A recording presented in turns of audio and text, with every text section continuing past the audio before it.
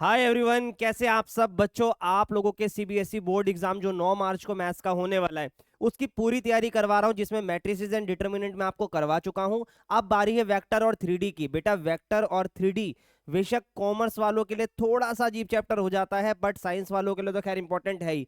पर आप लोग मैथ्स के हिसाब से इसे देखोगे तो आपके बोर्ड के अंदर जिस तरीके से 14 नंबर आपको लेने हैं वो इस वीडियो में मैं बताने वाला हूं। प्लस हर एक क्वेश्चन जो मैं करवाऊंगा आपका बेसिक भी क्लियर करेगा और आपको एग्जाम के लिए रेडी भी करेगा। ये बात मेरी ध्यान से याद रखना। अब 14 नंबर बनेंगे कैसे बेटा, कोई बाइफर्केशन नहीं है कि वेक्टर में से इतना आएगा 3D में से इतना आएगा। बस आपको ये याद रखना है कि दोनों को मिलाकर आपके 14 नंबर पक्के होते हैं। आज हम खाली वेक्टर कवर अप करेंगे, फिर हम 3D की तरफ भी चलेंगे नेक्स्ट वीडियो के अंदर। आई होप सारी चीजें क्लियर है। फिर भी अगर किसी को कोई डाउट रह जाए तो बेटा व्हाट्सएप कम्युनिटी का लिंक मैंने डिस्क्रिप्शन में दे रखा है, वहां आप व्हाट्सएप पर आके आप मेरे साथ जुड़ सकते हो और अपने जो भी डाउट है आप मेरे से वहां पर आके पूछ सकते हो। चलिए वीडियो को करते हैं शुरू। तो बेटा वेक्टर कैसे पढ़ना है आओ मैं आपको बताता हूं। सबसे पहले मेरे भाई और बहनों, वेक्टर के अंदर मैं आपको इस वीडियो में क्या कराने वाला हूं। देखो वेक्टर तो रहेगा ही रहेगा, उसका टाइप सेक्शन फॉर्मूला वगैरह जो बेसिक चीजें सारी कवर करूंगा। डॉट प्रोडक्ट क्रॉस प्रोडक्ट और एनसीईआरटी टोटली इस वीडियो में कवर होने वाली है। कुछ अलग क्वेश्चन भी होंगे एनसीईआरटी से, ये बात याद रखना। और इसके टॉप एमसीक्यू जो पेपर में डायरेक्ट पूछे जाते हैं और पीवाईक्यू रिलेटेड क्वेश्चन जो टॉप 10-20 क्वेश्चन बार बार आए हैं पेपर में, उस टाइप के क्वेश्चन भी मैं आपको करवाने वाला हूं अलग से वीडियो के अंदर। ये बात भी याद रखना। चलो तब से उससे पहले बेसिक को कवर करते हैं। याद रखना, जब मैं वेक्टर क्लासेस के अंदर पढ़ाता हूं तो भाई लगते हैं, आपने भी स्कूलों में ट्यूशंस में कहीं ना कहीं पढ़ा होगा, तो 10-10 दिन 12-12 दिन लग जाते हैं। क्या 6 दिन 7 दिन तो लगते ही हैं। अब उतना टाइम तो हम ले नहीं सकते हैं, तो इसको रिवीजन की तरह ही देखना है इस वीडियो को। ये नहीं कि सर ये चीज जो है वो चीज है, भाई पूरा ही करवाऊंगा पर रिवीजन के नजरिए से होगी ये चीज, ये बात याद रखना। आओ देखो भाई वेक्टर होता क्या है। एक बेसिक वर्ड में मैं आपको बताऊं तो इससे एक एमसीक्यू भी बन सकता है, इसलिए ध्यान से सुनना, आगे चल के पूरी चीज बताऊंगा। देखो वेक्टर बेसिकली एक क्वांटिटी है। क्वांटिटी हमारे पास दो तरीके की होती है। वैसे वैसे तो यहाँ पर हम याद रखना, वेक्टर हो सकता है बहुत ज्यादा हो, पर हम अपने सिर्फ बोर्ड एग्जाम तक के लिए इसके पढ़ रहे हैं। ये बात क्लियरली अपने दिमाग में बैठा लो, चाहे आप कॉमर्स के स्टूडेंट हो चाहे आप साइंस के स्टूडेंट हो। तो देखो बेटा, वेक्टर एक क्वांटिटी होती है जिसके अंदर दो चीजों का होना जरूरी है, तभी इसे आप वेक्टर कहोगे। कौन कौन सी दो चीजें सर? सबसे पहले इसके अंदर मैग्नीट्यूड होना चाहिए। अब जिसको मैग्नीट्यूड नहीं पता, बेटा आसान भाषा में बता दूं, मैग्नीट्यूड का मतलब होता है एक प्रकार से लेंथ। जैसे ए से बी तक 5 सेंटीमीटर है, तो जो 5 है ना उसको आप मैग्नीट्यूड अभी यहां पर बोल सकते हो। दूसरी चीज कि भाई 5 सेंटीमीटर होने से काम नहीं चलेगा, आपको उसकी डायरेक्शन भी बतानी पड़ेगी। ठीक है, जैसे अगर मैं बोलूं कि मैं 10 किलोमीटर चला, ये वेक्टर नहीं है, पर अगर मैं नॉर्थ में 10 किलोमीटर चला, अब ये वेक्टर है। इस तरीके से आपको समझना पड़ेगा। ठीक है, अब वेक्टर लिखते कैसे हैं, क्या होता है, कैसे बनता है, सब बताऊंगा, तसल्ली से सुनते चलो। वेक्टर बेसिकली देखो भाई 3D के अंदर इसे हम पढ़ रहे हैं, तो इसका मतलब एक्स एक्सिस की बात भी होगी, वाई एक्सिस की बात भी होगी, जेड एक्सिस की भी बात होगी। बिल्कुल भाई, तीनों एक्सिस की बात होगी, ध्यान से सुनते चलना। अब वेक्टर को आप रिप्रेजेंट कैसे करते हो? लेट से कोई लाइन सेगमेंट है, एक पॉइंट यहां पर है ए और एक पॉइंट यहां पर है बी। सुनते जाना, ये दोनों पॉइंट है जो आप लोगों ने 9वीं 10वीं 11वीं तक पढ़ा होगा कि भाई लाइन है बस एक। ठीक है, इसी को मैं वेक्टर बोल दूंगा, पर कैसे जरा ध्यान से देखो। ए से बी तक अगर आप गए तो आप बोलोगे ए बी वेक्टर। अब ये ए बी वेक्टर क्या है एक एक करके समझो। इस ए को भी आप वेक्टर बोल सकते हो, पर इसका नाम होगा पोजीशन वेक्टर। पूरी बात सुनना। अब ये पोजीशन वेक्टर क्या है सर? क्या ये बी भी पोजीशन वेक्टर है? हाँ। देखो वेक्टर के अंदर मैग्नीट्यूड होना चाहिए, तो खाली ए अकेला, खाली ये पॉइंट की अगर मैं बात करूं तो क्या ये वेक्टर कहलाना चाहिए? सर नहीं कहलाना चाहिए। लेंथ तो यहां से यहां तक आएगी, बिल्कुल सही है। तो भाई इसको क्या बोला हमने? Position vector. याद रखना, ये वेक्टर की बस पोजीशन बताता है। जब मैं आपको बोल रहा हूं ए बी वेक्टर, तो दैट मीन्स आप ए से शुरू कर रहे हो और बी पे खत्म कर रहे हो। तो यहां पर जो आपको चीज दिखाई दे रही है, ये ए आपका इनिशियल पॉइंट होगा और बी आपका टर्मिनल पॉइंट होगा, दैट मीन्स एंड पॉइंट होगा। ठीक है भाई, बहुत बढ़िया। अब ये बात इसके बारे में और बताओ सर। भाई पोजीशन वेक्टर का मतलब है कि ये वेक्टर की बस आपको पोजीशन बताएगा कि वो कहां पर लाई कर रहा है। ठीक है, चलो और इसको समझते हैं। अगर मान लो यहां पर कोई पॉइंट ए लिखा है, यहां पर कोई पॉइंट बी लिखा है, ठीक है, तो इस वाले को हम कैसे पढ़ेंगे, इस वाले को हम कैसे पढ़ेंगे? तो एक एक करके चीजों को देखो। सबसे पहले लेट से यहां पर एक पॉइंट है 1 2 3 और ये है 8 4 और 5, ऐसे रैंडम नंबर दे रहा हूं मैं। अब आपको कोई बोले कि ए बी वेक्टर बनाओ, सुनते जाना, अभी पोजीशन वेक्टर पे भी आएंगे। अगर आपको कोई बोले ए बी वेक्टर बनाओ, तो आपको टर्मिनल में से यानी फाइनल यानी लास्ट वाले पॉइंट में से इनिशियल पॉइंट को माइनस करना है। अब माइनस कैसे करना है, ध्यान से सुनते जाओ। आपको 8 में से 1 को माइनस करना है, 4 में से 2 को माइनस करना है, सुनते जाना मेरे भाइयों बहनों, 5 में से 3 को माइनस करना है। सर कर दिया। इनके साथ कुछ नहीं आएगा क्या सर? बिल्कुल आएगा। इनके साथ आप लगाते हो बेटा आई जे और के। ध्यान से देखो, आई जे और के पे मैंने कैप सा लगाया है, बिल्कुल। तो ये आई जे के क्या है? जैसे कि हर चीज को रिप्रेजेंट करने का कोई ना कोई तरीका होता है ना, वैसे आप ये समझो कि कोई भी कोऑर्डिनेट होता है 3D के अंदर। लेट्स से ये पेन यहाँ पर है, तो ये कोई ना कोई कोऑर्डिनेट है जो कि एक्स एक्सिस से, वाई एक्सिस से, जेड एक्सिस से किसी ना किसी डिस्टेंस पर है। तो जो एक्स एक्सिस वाली वैल्यू होगी उसको आई से रिप्रेजेंट करा जाएगा, जो वाई वाली वैल्यू होगी उसको जे से, और जो z एक्सिस वाली वैल्यू होगी उसको आप k से डिनोट करते हो। ये i j के आपको ऐसे याद रखना है। आई होप ये चीज आपको समझ में आ गई होगी, ठीक है। किससे रिप्रेजेंट करना है? i j और k से। अब जब आप इसको माइनस करोगे तो आपके पास आएगा 7i 2j और 2k, ठीक है सर, ये आ गया। अब जब आपके पास ये वैल्यू आ गई तो इसके अंदर आपको जो दिखाई देगा, यहां पर जब आप इसको इस तरीके से पढ़ते हो, एक 7i है, एक दूसरा 2j है, और एक आपका 2k है। बेटा इन्हें कंपोनेंट बोला जाता है। सर ये वाले कंपोनेंट को क्या बोला जाएगा? ये वेक्टर कंपोनेंट होते हैं। क्यों? क्योंकि इसके अंदर i j k का इस्तेमाल हुआ है। अगर इसी को मैं सिंगल सिंगल बोल दूं 7 2 और 2, तब ये स्केलर कंपोनेंट हो जाएंगे। अब स्केलर क्या होता है? आसान भाषा में याद रखो, स्केलर का मतलब होता है नॉर्मल गिनती, जैसे 1 2 3 4 5, उसी के साथ आई जे के लगा दो तो वो वेक्टर कंपोनेंट हो जाएगा। तो याद रखना स्केलर कंपोनेंट और वेक्टर कंपोनेंट क्या होते हैं, इस पूरी चीज को आप वेक्टर बोलते हो, ठीक है। चलो अब बात करते हैं खाली ए की। तो ध्यान से सुनो, किसी भी वेक्टर में जब आप बनाओगे, लेट से आपने स्मॉल ए वेक्टर बोला तो ये तो सही है, पर अगर खाली आप कैपिटल ए वेक्टर बोलोगे तो ये बात गलत है। आपको क्या याद रखना है? आपको याद, ध्यान से सुनते जाना, आपको याद रखना है कि कैपिटल्स के अंदर कम से कम 2 पॉइंटों का होना जरूरी है। जैसा कि मैंने यहां बनाया, तो सर पोजीशन वेक्टर को हम कैसे दिखाएं फिर? तो भाई अगर आपका पोजीशन वेक्टर सवाल में आ रहा है और खाली ए वेक्टर आ रहा है, तो इसके आगे हम अंडरस्टूड मतलब अपने आप पता है कि ओ लगा लो। ओ का मतलब ओरिजिन, ओ का मतलब ओरिजिन। तो आप यहां पर कैसे निकालोगे? जैसे यहां देखो, आपने ए बी के लिए बी वाले में से ए वाले को माइनस करा, तो इसके आगे आप ओ लगा सकते हो। सर ओ लगाने से क्या होगा? कभी कभार हो सकता है आपको 1 2 3 बोलेगा, कभी कभार हो सकता है आपको ओ ए आई प्लस 2j प्लस 3k करके बोले। तो आप समझ जाना कि ओ अगर लगा है शुरुआत में तो वो वेक्टर नहीं है, वो पोजीशन वेक्टर है। वो क्या है? Position vector. तो इस i plus 2j plus 3j को आप 1 2 3 करके भी बोल सकते हो, ताकि आपको क्वेश्चन करने में आसानी हो, जैसा मैंने आपको यहाँ करके दिखाया, ठीक है। चलो भाई बहुत बढ़िया, वेक्टर की बेसिक चीज समझ में आ गई। अब इसी के साथ साथ मैं आपको समझाऊंगा मैग्नीट्यूड कैसे निकालते हैं। जैसे आप फटाक से हम पॉइंट को समझते हैं, जैसे ओ ए आ गया i plus 3j plus 4k, और ओ बी वेक्टर आ गया 3i 4j 5k, ठीक है भाई, ये 5 है। अब अगर मैं आपको बोलता हूँ ए बी वेक्टर बनाओ, तो भाई देखो इसमें से इसको माइनस करना है, ऑब्वियस सी बात है, बी वाले में से ए वाले को माइनस करना है। तो इतना एक्स्ट्रा दिमाग लगाने की जरूरत नहीं है, बस सोचो ये 1 3 4 है, रफ में लिख लो 1 3 4 है, यस सर, और ये 3 4 और 5 है, ठीक है, यस सर। तो अब बी में से ए वाले को माइनस कर दो, 3 में से 1 गया सर 2i, 4 में से 3 गया सर प्लस का j, 5 में से 4 गया सर प्लस का k। लो जी आपका वेक्टर तैयार है। अब बात आती है मैग्नीट्यूड की मेरे बच्चे, किसकी आती है? मैग्नीट्यूड की। तो बेटा मैग्नीट्यूड को ऐसे रिप्रेजेंट करते हैं, ध्यान से सुनना। अब आपको लगेगा सर ये तो मॉड्यूलस है, नहीं है, डिटर्मिनेंट है, नहीं है, ये मैग्नीट्यूड है इस चैप्टर के अंदर, इसको ऐसे ही समझना है, ठीक है।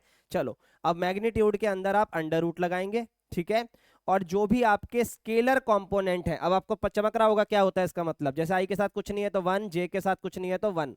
आपको जो भी स्केलर कंपोनेंट है उनके स्क्वायर की जमा करनी है, देखते चलो।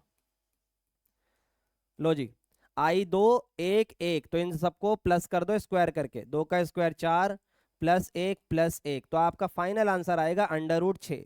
बहुत ऑब्वियस है कि आपका मैग्नीट्यूड कभी भी नेगेटिव नहीं होगा, this is always greater than 0। ये बात आपको याद रखनी है क्योंकि ये एक लेंथ की तरह काम कर रहा है, ठीक है। चलो, अभी मैंने आपको वेक्टर के बारे में काफी बेसिक बेसिक चीजें बता दी। देखो, अगर मैं और डिटेल में जाऊंगा बेटा आधा घंटा लग जाएगा, चीजें तब भी खत्म नहीं होंगी, इतनी चीजें हैं इसके अंदर, ठीक है। बट अगर मैं आपको पेपर के लिए तैयार कर रहा हूं तो इतना काफी है इसके लिए, ठीक है। अभी और भी चीजें देखेंगे, अभी इधर आ जाओ, ध्यान से सुनना। यहां पर मैंने ये एमसीक्यू पेपर में आ जाते हैं, इसलिए मैंने आपको ये बता दिया। कुछ स्केलर क्वांटिटीज है, कुछ वेक्टर क्वांटिटीज है जिसको वेक्टर्स या स्केलर्स बोला जाता है, ठीक है। सिंपल सी बात है, those quantity which have magnitude but no direction, मतलब मेरे पे लेंथ तो है पर किस डायरेक्शन में ये नहीं पता, तो स्केलर हो गई। मैग्नीट्यूड भी है, डायरेक्शन भी है, तो वेक्टर हो गई। इन्हें एक बार आप जरूर पढ़ लेना, जिसमें कुछ काफी कॉमन ऐसी लगती हैं कि भैया ये तो, जैसे कॉमर्स वालों के लिए अगर मैं बोलूं तो बेटा अगर कभी ऐसे वर्ड आपके सामने आ गए ना तो आप कंफ्यूज हो जाओगे, इसलिए एक बार पढ़ जरूर लेना। Force, displacement, velocity, acceleration. अब मैं इनके बारे में डिटेल में बताने बैठूंगा तो बहुत टाइम लग जाएगा, आप बस इसको एक बार पढ़ लेना क्योंकि इतना ही जरूरी है एमसीक्यू के लिए। वैसे रेयर है कि आएगा, पर अगर आ जाए तो आपको पता होना चाहिए, ठीक है। अब इसके बाद अगर हम बात करें इसके अंदर, हाँ, ये वाला ना बड़ा कई बार कंफ्यूजिंग होता है, वेट, और एक होता है आपका मास। कहाँ गया कहाँ गया कहाँ गया, ये रहा। तो बच्चे ना, मतलब कॉमर्स वालों के लिए बेसिकली बात कर रहा हूँ, साइंस वाले तो अवेयर होते हैं इस चीजों से। बच्चों को मास और वेट लगभग सेम ही लगता है, कॉमर्स वालों से बात कर रहा हूं मैं। तो आप याद रखना, मास जो है वो स्केलर क्वांटिटी में काउंट होगा, पर वेट जो है वो वेक्टर क्वांटिटी में काउंट होगा, ये बात याद रखना। ये तो एक बार इन सबको, momentum, electric field, intensity, force, displacement, ये सब पढ़ लेना ताकि आपको पता हो कि अच्छा ये वाली चीजें इसके अंदर काउंट होती हैं, ठीक है भाई। चलिए, बहुत बढ़िया। अब आपको ये बेसिक बेसिक चीजें पता है, तो अब हम पहुंचेंगे टाइप्स ऑफ वेक्टर के अंदर। टाइप ऑफ वेक्टर में सबसे पहला वेक्टर बच्चे आपका आता है, सबसे पहला आता है बेटा जीरो वेक्टर। सर ये क्या होता है? नाम से ही पता लग रहा है भाई कि वेक्टर जीरो है, तो जीरो वेक्टर को आप ऐसे बोल सकते हो, 0i, 0j और 0k। ये बात याद रखना, ठीक है। अब ये 0i, 0j, 0k का क्या मतलब होता है, सुनते जाओ। आप लेट से ए से शुरू करते हो और ए पर ही खत्म कर देते हो। देखिए मैं यहाँ इस पॉइंट पे खड़ा हूँ, मैं बी पर गया और फिर मैं वापस ए पर ही आ गया, तो अल्टीमेटली मैं डिस्प्लेसमेंट बोलते हैं इस वाली चीज को बेसिकली। तो ये तो मैं जीरो पर ही आ गया ना, ए से शुरू करा, ए पर ही खत्म। मेरा शुरुआत का पॉइंट भी ए है, लास्ट का पॉइंट भी ए है, तो माइनस करके क्या आएगा सर, जीरो आएगा। तो जीरो वेक्टर का ये मतलब होता है, ठीक है। चलो, इसके बाद आता है बेटा सबसे इंपॉर्टेंट वेक्टर, यूनिट वेक्टर। इसके बारे में ही अभी हम पहले क्वेश्चन शुरू करेंगे, फिर आगे बढ़ेंगे। अब यूनिट वेक्टर क्या होता है, नाम से ही पता लग रहा है, यूनिट यानी एक। एक ऐसा वेक्टर जिसका मैग्नीट्यूड 1 हो, याद रहे, जिसका मैग्नीट्यूड 1 हो। यानी हर वेक्टर को यूनिट वेक्टर बनाया जा सकता है, वेरी ऑब्वियस, बनाया जा सकता है। कैसे? आप ए के ऊपर लगा दो कैप, ठीक है, फिर ए वेक्टर को उसी के मैग्नीट्यूड से डिवाइड कर दो। याद रखना, ये आई जे के ऊपर जो कैप लगती है वो वाली कैप नहीं है, कैप तो वही है पर वो आई जे के नहीं है, ये पूरे के पूरे वेक्टर पे कैप है जो रिप्रेजेंट कर रही है यूनिट वेक्टर के फॉर्मूले को। इस बात को दिमाग में बैठा लो ताकि आपको याद रहे, ठीक है भाई। आगे बढ़ते हैं, आगे बढ़ते हैं। इसके बाद बच्चों आता है को इनिशियल वेक्टर। नाम से क्या पता लगा भैया, को इनिशियल, यानी इनिशियल पॉइंट दोनों का सेम होगा। ऐसा भी होता है, हाँ भाई। अगर लेट से मैंने ऐसे करके दो वेक्टर बनाए, एक है ए बी और एक है ए सी, देखते जाओ, ये ए बी वेक्टर है, ये ए सी वेक्टर है, तो मैंने यहाँ लिखा ए बी वेक्टर और दूसरा मैंने लिखा ए सी वेक्टर। तो आप अगर ध्यान से देखो तो दोनों के दोनों का इनिशियल पॉइंट कौन सा है सर, ए। और जब दोनों का इनिशियल पॉइंट सेम होगा तो इसे को इनिशियल वेक्टर बोला जाएगा, ये बात याद रखना। चौथा सबसे इंपॉर्टेंट पॉइंट है कोलिनियर। अब ये कोलिनियर क्या होता है, ध्यान से सुनना भाई। अच्छा, एक चीज याद रखना, कोलिनियर और पैरेलल इसके अंदर 3D में, मतलब वेक्टर के अंदर लगभग सेम ही तरीके से काम करेंगे। मतलब सेम मतलब भैया इनकी कंडीशन सेम तरीके से अप्लाई होती है बहुत बार। कैसे भैया, देखो, दो वेक्टर्स को आप कोलिनियर कब कह सकते हो, जब वो सेम लाइन के पैरेलल हो। थोड़ा कंफ्यूजिंग है मुझे भी पता, पर इस चीज को ऐसे समझो कि आपको अगर दो वेक्टर दिए हुए हैं, ठीक है, और उसके अंदर वैल्यू दे दी मान लो a1 b1 c1, और इसमें it2 bit2 और sit2, और इनके साथ i j के लगा लेना।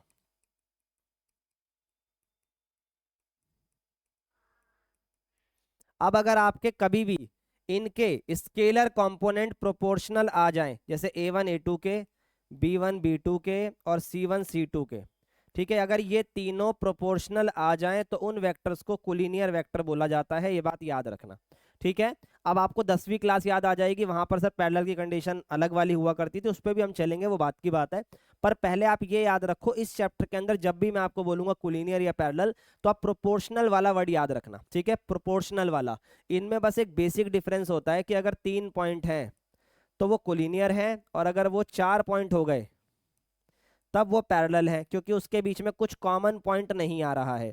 दो लाइनें पैरेलल कब होती हैं? जब उसमें कुछ कॉमन पॉइंट नहीं होता, और कॉमन पॉइंट हो गया तो वो कोलिनियर होती है। इसको बस इस तरीके से याद रखो, पर मेन कंडीशन है इनका प्रोपोर्शनल होना। अभी इस पे क्वेश्चन करवाऊंगा, इस बात को दिमाग में रखना, ठीक है भाई। चलो आगे बढ़ते हैं, आगे बढ़ते हैं। 5वें नंबर पे आता है बेटा आपका इक्वल वेक्टर। सर ये इक्वल वेक्टर क्या होता है? भाई इक्वल वेक्टर नाम से ही पता लग रहा है, ऐसे दो वेक्टर जो इक्वल हो। पर इक्वल बोलोगे कब? जब उनके कॉरस्पॉन्डिंग एलिमेंट सेम होंगे। कॉरस्पॉन्डिंग एलिमेंट का मतलब आई वाला आई के बराबर होगा, जे वाला जे के बराबर होगा, के वाला के बराबर होगा। मतलब सर जैसे अगर मैं बोलूं कि भाई एक्स आई प्लस वाई जे बराबर है 2i प्लस 3j के, तो इधर से i वाला कौन है सर? x। इधर से i वाला कौन है सर? 2। तो बेटा x 2 के बराबर हो गया। इधर से j वाला कौन है? y। इधर से j वाला कौन है? 3। तो y किसके बराबर हो गया? 3 के। तो i वाला i के बराबर, j वाला j के बराबर, k वाला k के बराबर। k है नहीं तो इग्नोर करो। अच्छा लास्ट छठा, नेगेटिव ऑफ अ वेक्टर। ये इंपॉर्टेंट पॉइंट है, जरा ध्यान से सुनना। Negative of a vector. अब एक बात बताओ, अगर मैं आपको बोलूं ए बी वेक्टर निकालो, तो आप कैसे निकालोगे सर? बी में से ए को माइनस करके। और अगर मैं आपको बोलूं बी ए वेक्टर निकालो, तब आप ए में से बी को माइनस करोगे। तो आप फर्क देख रहे हो, ए बी से जैसे ही आपने बी ए करा, ए बी से जैसे ही आपने बी ए करा, तो क्या ये दोनों सेम आ रहे हैं? सर सेम तो नहीं है। क्यों नहीं है? क्योंकि इसमें b में से a माइनस हो रहा है और इसमें a में से b माइनस हो रहा है। तो फर्क है माइनस का। फर्क किसका है? माइनस का। तो याद रखना, जब भी इनिशियल और टर्मिनल पॉइंट को आपस में इंटरचेंज करा जाता है तो वैल्यू माइनस में आ जाती है। देखो जरा, ए बी जो भी होगा, अगर आपसे कोई बी ए पूछे तो बस माइनस लगा लेना। क्या लगा लेना? माइनस, क्योंकि इनिशियल और टर्मिनल पॉइंट आपस में इंटरचेंज हो चुके हैं। ये बात याद रखना, ठीक है भाई। चलो बहुत बढ़िया, आगे बढ़ते हैं, आगे बढ़ते हैं। Triangle law of vector addition. बेटा ट्राइंगल का मतलब है कि ट्राइंगल के अंदर एडिशन कैसे करनी है। ध्यान से सुनो, अगर मान लो 3 पॉइंट है हमारे पास, तो इसको कैसे देखता है ट्राइंगल? देखो भाई, वो ये बोलता है कि अगर आप ए बी वेक्टर जमा कर रहे हो बी सी वेक्टर के साथ, तो ये ए सी वेक्टर के बराबर होगा। किसके बराबर होगा? एक सेकेंड, देखो भाई, अगर आपको कोई बोल रहा है कि ए बी वेक्टर प्लस करो बी सी वेक्टर के साथ, वो ए सी वेक्टर के बराबर होगा। और अगर इसी तरीके से अगर इसे आप देखो, तो A B plus B C नीचे लिखते हैं ताकि आपको समझा पाऊं, ये 0 के बराबर होगा। सर ये आया कैसे? थोड़ा सा सुनना, एक देसी तरीके से बताता हूं। ए से बी पर गए, ए से कहां गए? बी पर। ए से गए बी पर, और उसी बी से गए सी पर। तो स्टार्टिंग ए पर हुई और खत्म सी पर हुआ, क्योंकि बीच में बी तो कॉमन हो गया। मैं ए से बी पर गया, सुनो, मैं ए से बी पर आया, फिर बी से मैं सी पर आया, तो मेरा इनिशियल पॉइंट ए हो गया, टर्मिनल पॉइंट सी हो गया, तो ये ए सी बन जाता है। ठीक है, उसी तरीके से यहां देखो, ए से बी पर गए, बी से सी पर गए, और सी से वापस ए पर आ गए। ठीक है, तो इसका मतलब शुरुआत का पॉइंट भी ए हो गया, लास्ट का पॉइंट भी ए हो गया, तो आंसर आएगा ए ए। और मैंने क्या कहा था? जब इनिशियल और टर्मिनल पॉइंट सेम होते हैं तो उसे 0 बोला जाता है। लॉजिक समझो, ए से बी, बी से सी, सी से वापस ए, तो अल्टीमेटली तो मैं ए पर ही शुरू करा और ए पर ही खत्म करा, तो ये 0 वेक्टर हो जाएगा। ठीक है सर, समझ में आ रहा है। तो आपने बीच में जगह क्यों छोड़ी थी? आओ अब समझा देता हूं। प्लस का ए सी इधर आके किसका होगा? सर माइनस का। अब मैंने क्या कहा था कि अगर हम ए सी को इंटरचेंज करें, मतलब सी पहले ए बाद में, तो माइनस आ जाता है। सर यहाँ तो पहले से माइनस है, तो अपना इसका अपना माइनस आएगा, तो माइनस माइनस प्लस, इस वजह से ये फॉर्मूला यहाँ पर आपको देख रहा है। ठीक है भाई, आई होप ये बेसिक सी चीज समझ में आ गई होगी। एक बार और देख लीजिएगा इसे, आगे चलते हैं। अब ये पैरेललोग्राम लॉ ऑफ एडिशन क्या होता है, आओ बता देते हैं भाई। पैरेललोग्राम ऐसे बनता है भाई, ए बी सी और डी। अगर ये पैरेललोग्राम है तो बेटा ये वाला वेक्टर इस वाले वेक्टर के बराबर होगा, ये इस वाले के बराबर होगा, ये बात याद रखना। देखो भाई पैरेलल लाइंस जो होती हैं वो इक्वल होती हैं, तो अगर ऊपर ए वेक्टर बना है तो नीचे भी ए वेक्टर बनेगा, तो ये दोनों एक दूसरे के बराबर और ये वाले एक दूसरे के बराबर। सर इसमें एडिशन की बात कहाँ से आई? बेटा इसका जो डायगोनल होता है वो इंपॉर्टेंट है। इसका जो डायगोनल होता है ध्यान से देखो, उसने इसको ट्राइंगल्स में बांट दिया, वो भी दो ट्राइंगल्स में। अगर आप ध्यान से देखो तो यस सर दो ट्राइंगल दिख तो रहे हैं, तो भाई अगर दो ट्राइंगल दिख रहे हैं, एक नीचे और एक ऊपर, तो किसी भी एक से पकड़ लो। इन दोनों साइडों को अगर मैं जमा करूंगा तो यही तो आएगी, जैसे पीछे आई थी। इन दोनों को जमा करा तो यही तो आई थी, बिल्कुल सर। तो किसी भी पैरेललोग्राम का जो डायगोनल होगा वो निकलेगा ए वेक्टर प्लस बी वेक्टर करने से, यानी ए और बी वेक्टर को प्लस कर दो, हमेशा डायगोनल आपके सामने होगा। कभी कंफ्यूज हो जाओ पैरेललोग्राम के अंदर, ये बात याद रखना कि एडजेसेंट साइड, इन दो साइडों को बोला जाता है एडजेसेंट साइड। इन एडजेसेंट साइड का सम कर दो तो आपके पास डायगोनल आ जाएगा। ठीक है भाई, चलो आगे बढ़ते हैं। अब बेटा ऐड और सब्ट्रैक्ट कैसे करते हैं, सिंपल भाषा में चीजें सिखाते हुए आगे बढ़ूंगा भाई, देखते चलना। ऐड बोलो सब्ट्रैक्ट बोलो एक ही तरीके से होगा, आई वाला आई के साथ, जे वाला जे के साथ और के वाला के के साथ। याद रखना रिवीजन की तरह इसे हम कर रहे हैं, कहीं आप जज करने लगो सर ये आपने कम्यूटेटिव नहीं बताया, आपने एसोसिएटिव नहीं बताया, भाई उसके लिए आपको पूरा साल पढ़ना है। ठीक है, अभी पेपर के लिए चलो सीधा। अब भाई इन दोनों को ऐड कैसे करते हैं, इन दोनों को ऐड करते हैं इनको जमा कर कर, आई वाले को आई वाले के साथ 3 हो गया, जे को जे वाले के साथ 8 हो गया, 4 को 4 के साथ ये 8 हो गया, तो ये आई कैप जे कैप के कैप। बेसिकली एडिशन में आई वाला आई के साथ होगा, जे वाला जे के साथ होगा और के वाला के साथ होगा। और आप ए को बी में प्लस करो या बी को ए में प्लस करो, एक ही बात है। ठीक है, पर माइनस नहीं होगा, ऐसे माइनस में माइनस कर दिया तो बी माइनस ए का मतलब अलग होगा। ये सही है बट ये सही नहीं है, याद रखना। इसके बाद आती है बेटा मल्टीप्लीकेशन। अच्छा मल्टीप्लीकेशन यहाँ पर अलग तरीके से होगी, जैसे मैट्रिक्स में हुआ करती थी, वेक्टर की मल्टीप्लीकेशन अलग है आपस में। ठीक है, और अगर यहाँ पर मल्टीप्लीकेशन करी जा रही है सिर्फ एक स्केलर वैल्यू से तो वो आसान है। लेट से ए वेक्टर मैंने आपको दे दिया ये, और आपको कोई स्केलर वैल्यू लेट से 2 मल्टीप्लाई करने के लिए बोला, तो ये 2 बेटा सब में मल्टीप्लाई हो जाएगा, आई में भी, 3j में भी और 4k में भी। तो 2i, 3 दूनी 6 और 4 दूनी 8। तो आपके पास जो वैल्यूज हैं वो ऐसे कुछ आ जाएगी, 2i plus 6j plus 8k। ठीक है, 2 से आपको इसे मल्टीप्लाई करना है, ये बात याद रखना। अगर 3 से बोले 4 से बोले तो याद रखना, इसमें कोई दिक्कत की बात नहीं है। अगर आपको कोई बोले कि भाई इससे मल्टीप्लाई कर दो तो ये पूरी वैल्यूज में होगा, आई में भी होगा, जे में भी होगा, के में भी होगा, बस इतना ही मतलब है इस बात का। ठीक है, अब थोड़े से क्वेश्चंस आ गए हैं, जितना अभी तक आपने पढ़ा ताकि दिमाग में बैठ रहा है नहीं बैठ रहा है एक बार चेक करते हैं। ठीक है, एक बार माइक देख लेते हैं सही चल रहा है, हाँ बिल्कुल सही चल रहा है। आ जाओ, find the value of p for which the vector this and this are parallel. अगर ये दो वेक्टर पैरेलल हैं तो आपको p की वैल्यू बतानी है। तो भाई अभी आपको सिखाया था, यहाँ पर p लास्ट में भी है, कोई दिक्कत ही नहीं है, सीधा ही रख दो ना। अभी मैंने आपको कहा था अगर पैरेलल की बात आ जाए तो आपको प्रोपोर्शनल खेलना है, इसके अंदर क्या करना है, प्रोपोर्शनल। तो यहाँ से आई के कौन उठाओगे आप, 3, ठीक है, फिर 2, फिर 9, इधर से आ जाओ, इधर से आप उठाओगे 1, नीचे से उठाओगे माइनस का 2p, बात यहीं पे खत्म हो जाती है, लास्ट की जरूरत ही नहीं है। सिर्फ इन दोनों को ही बराबर कर लो। सर ये इससे कैंसिल हो गया, 3 के बटे में 1 और 1 के बटे में माइनस का p, लो जी।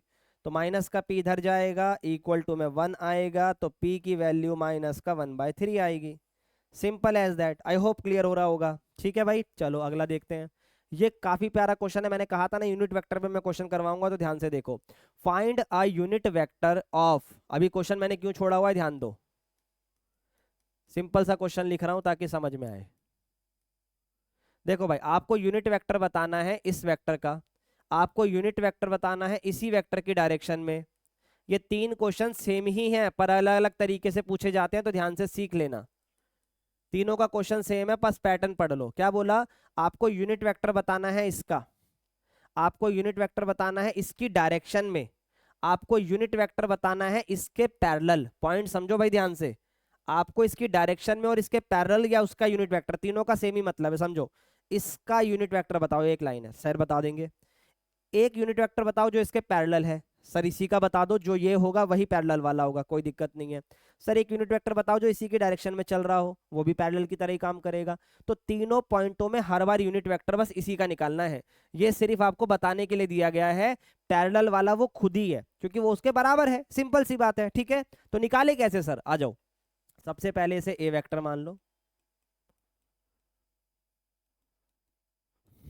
अब इसका मैग्नीट्यूड निकाल लो। ठीक है सर, 1 का स्क्वायर, 2 का स्क्वायर और यहाँ पे -2 का स्क्वायर। ठीक है भाई, 1 का स्क्वायर 1, 2 का स्क्वायर 4 और इधर वाले -2 का स्क्वायर भी 4। 4 4 8 और 1 9। 9 का आंसर आएगा भाई 3। कितना आंसर आ गया 9 का? 3 आ गया। अब सुनो, आपके पास वेक्टर आ गया, उसका मैग्नीट्यूड आ गया, तो बेटा यूनिट वेक्टर का फॉर्मूला क्या था एक बार रिमाइंड करो। ए वेक्टर को उसी के मैग्नीट्यूड से डिवाइड कर दो। तो ऊपर आई कैप है, 2j कैप है, माइनस का 2k कैप है। अब इनको बस आपको 3 से डिवाइड करना है, कर दो भाई।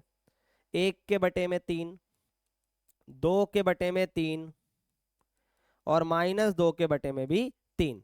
ये आपका एक यूनिट वेक्टर बनकर तैयार हो गया। आई होप ये चीज क्लियर हुई होगी। इसी में एक इंपॉर्टेंट चीज अभी आगे आने वाली है, ध्यान से सुनना। अब देखो यहाँ पर क्या बोला, अब आपके लिए होमवर्क शुरू होगा। For the given vector this find a unit vector in the direction of this. अब देखो किसकी डायरेक्शन में बोल रहा है, वो ए वेक्टर की डायरेक्शन में नहीं बोल रहा है, वो a प्लस बी की डायरेक्शन में बोल रहा है। तो आप एक नया वेक्टर क्रिएट कर लो c, जिसको आप बोलोगे a प्लस बी। तो आप इन दोनों वेक्टर को प्लस करो, करो भाई। 2i माइनस का i, तो खाली i बचेगा, अरे प्लस तो आती है भाई। फिर माइनस का j और प्लस का j, 0j। ठीक है भाई, फिर 2k में से 1k गया सर, प्लस का k। तो ये बन गया हमारा सी वेक्टर। क्या बन गया हमारा? C vector. अब आपको यूनिट वेक्टर बताना है इसी वेक्टर के डायरेक्शन में, तो अल्टीमेटली आपको इसी का यूनिट वेक्टर बताना है जो कि सी की फॉर्म में हमने लिखा है। अब बस आप इसका मैग्नीट्यूड निकालोगे और इसी वेक्टर को उसके मैग्नीट्यूड से डिवाइड करोगे। मुझे पूरी उम्मीद है कि इसका क्वेश्चन आप कर लोगे, अगर हो जाए टाइम स्टैम्प के साथ डन लिखना। ठीक है भाई, चलो बहुत बढ़िया।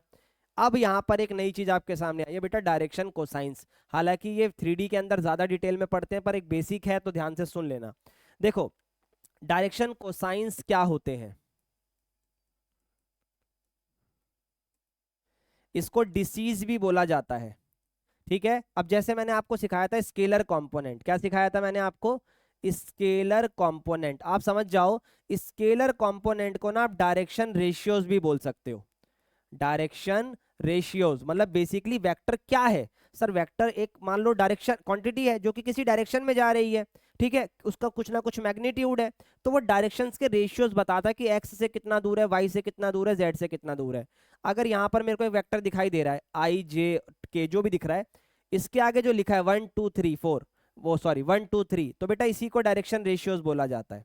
इसी को क्या बोला जाता है? Direction ratios. ये 1 2 3 अपना डायरेक्शन रेशियोज है, याद रखना है स्केलर कंपोनेंट को।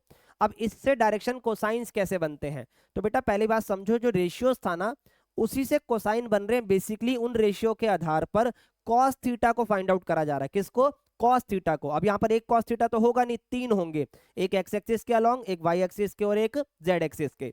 तो सुनो, डायरेक्शन कोसाइंस यानी डिसीज, इसका नाम है। ये कैसे फाइंड करना होता है, नाम से समझ में आ रहा है कि डायरेक्शन कोसाइंस है।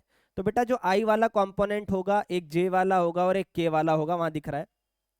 इसके साथ जब आप एक्स एक्सिस की बात करते हो, सिमिलरली ये वाई एक्सिस है और ये जेड एक्सिस है, तो इन पर जो एंगल बनते हैं उनको आप मान लो अल्फा, बीटा और गामा।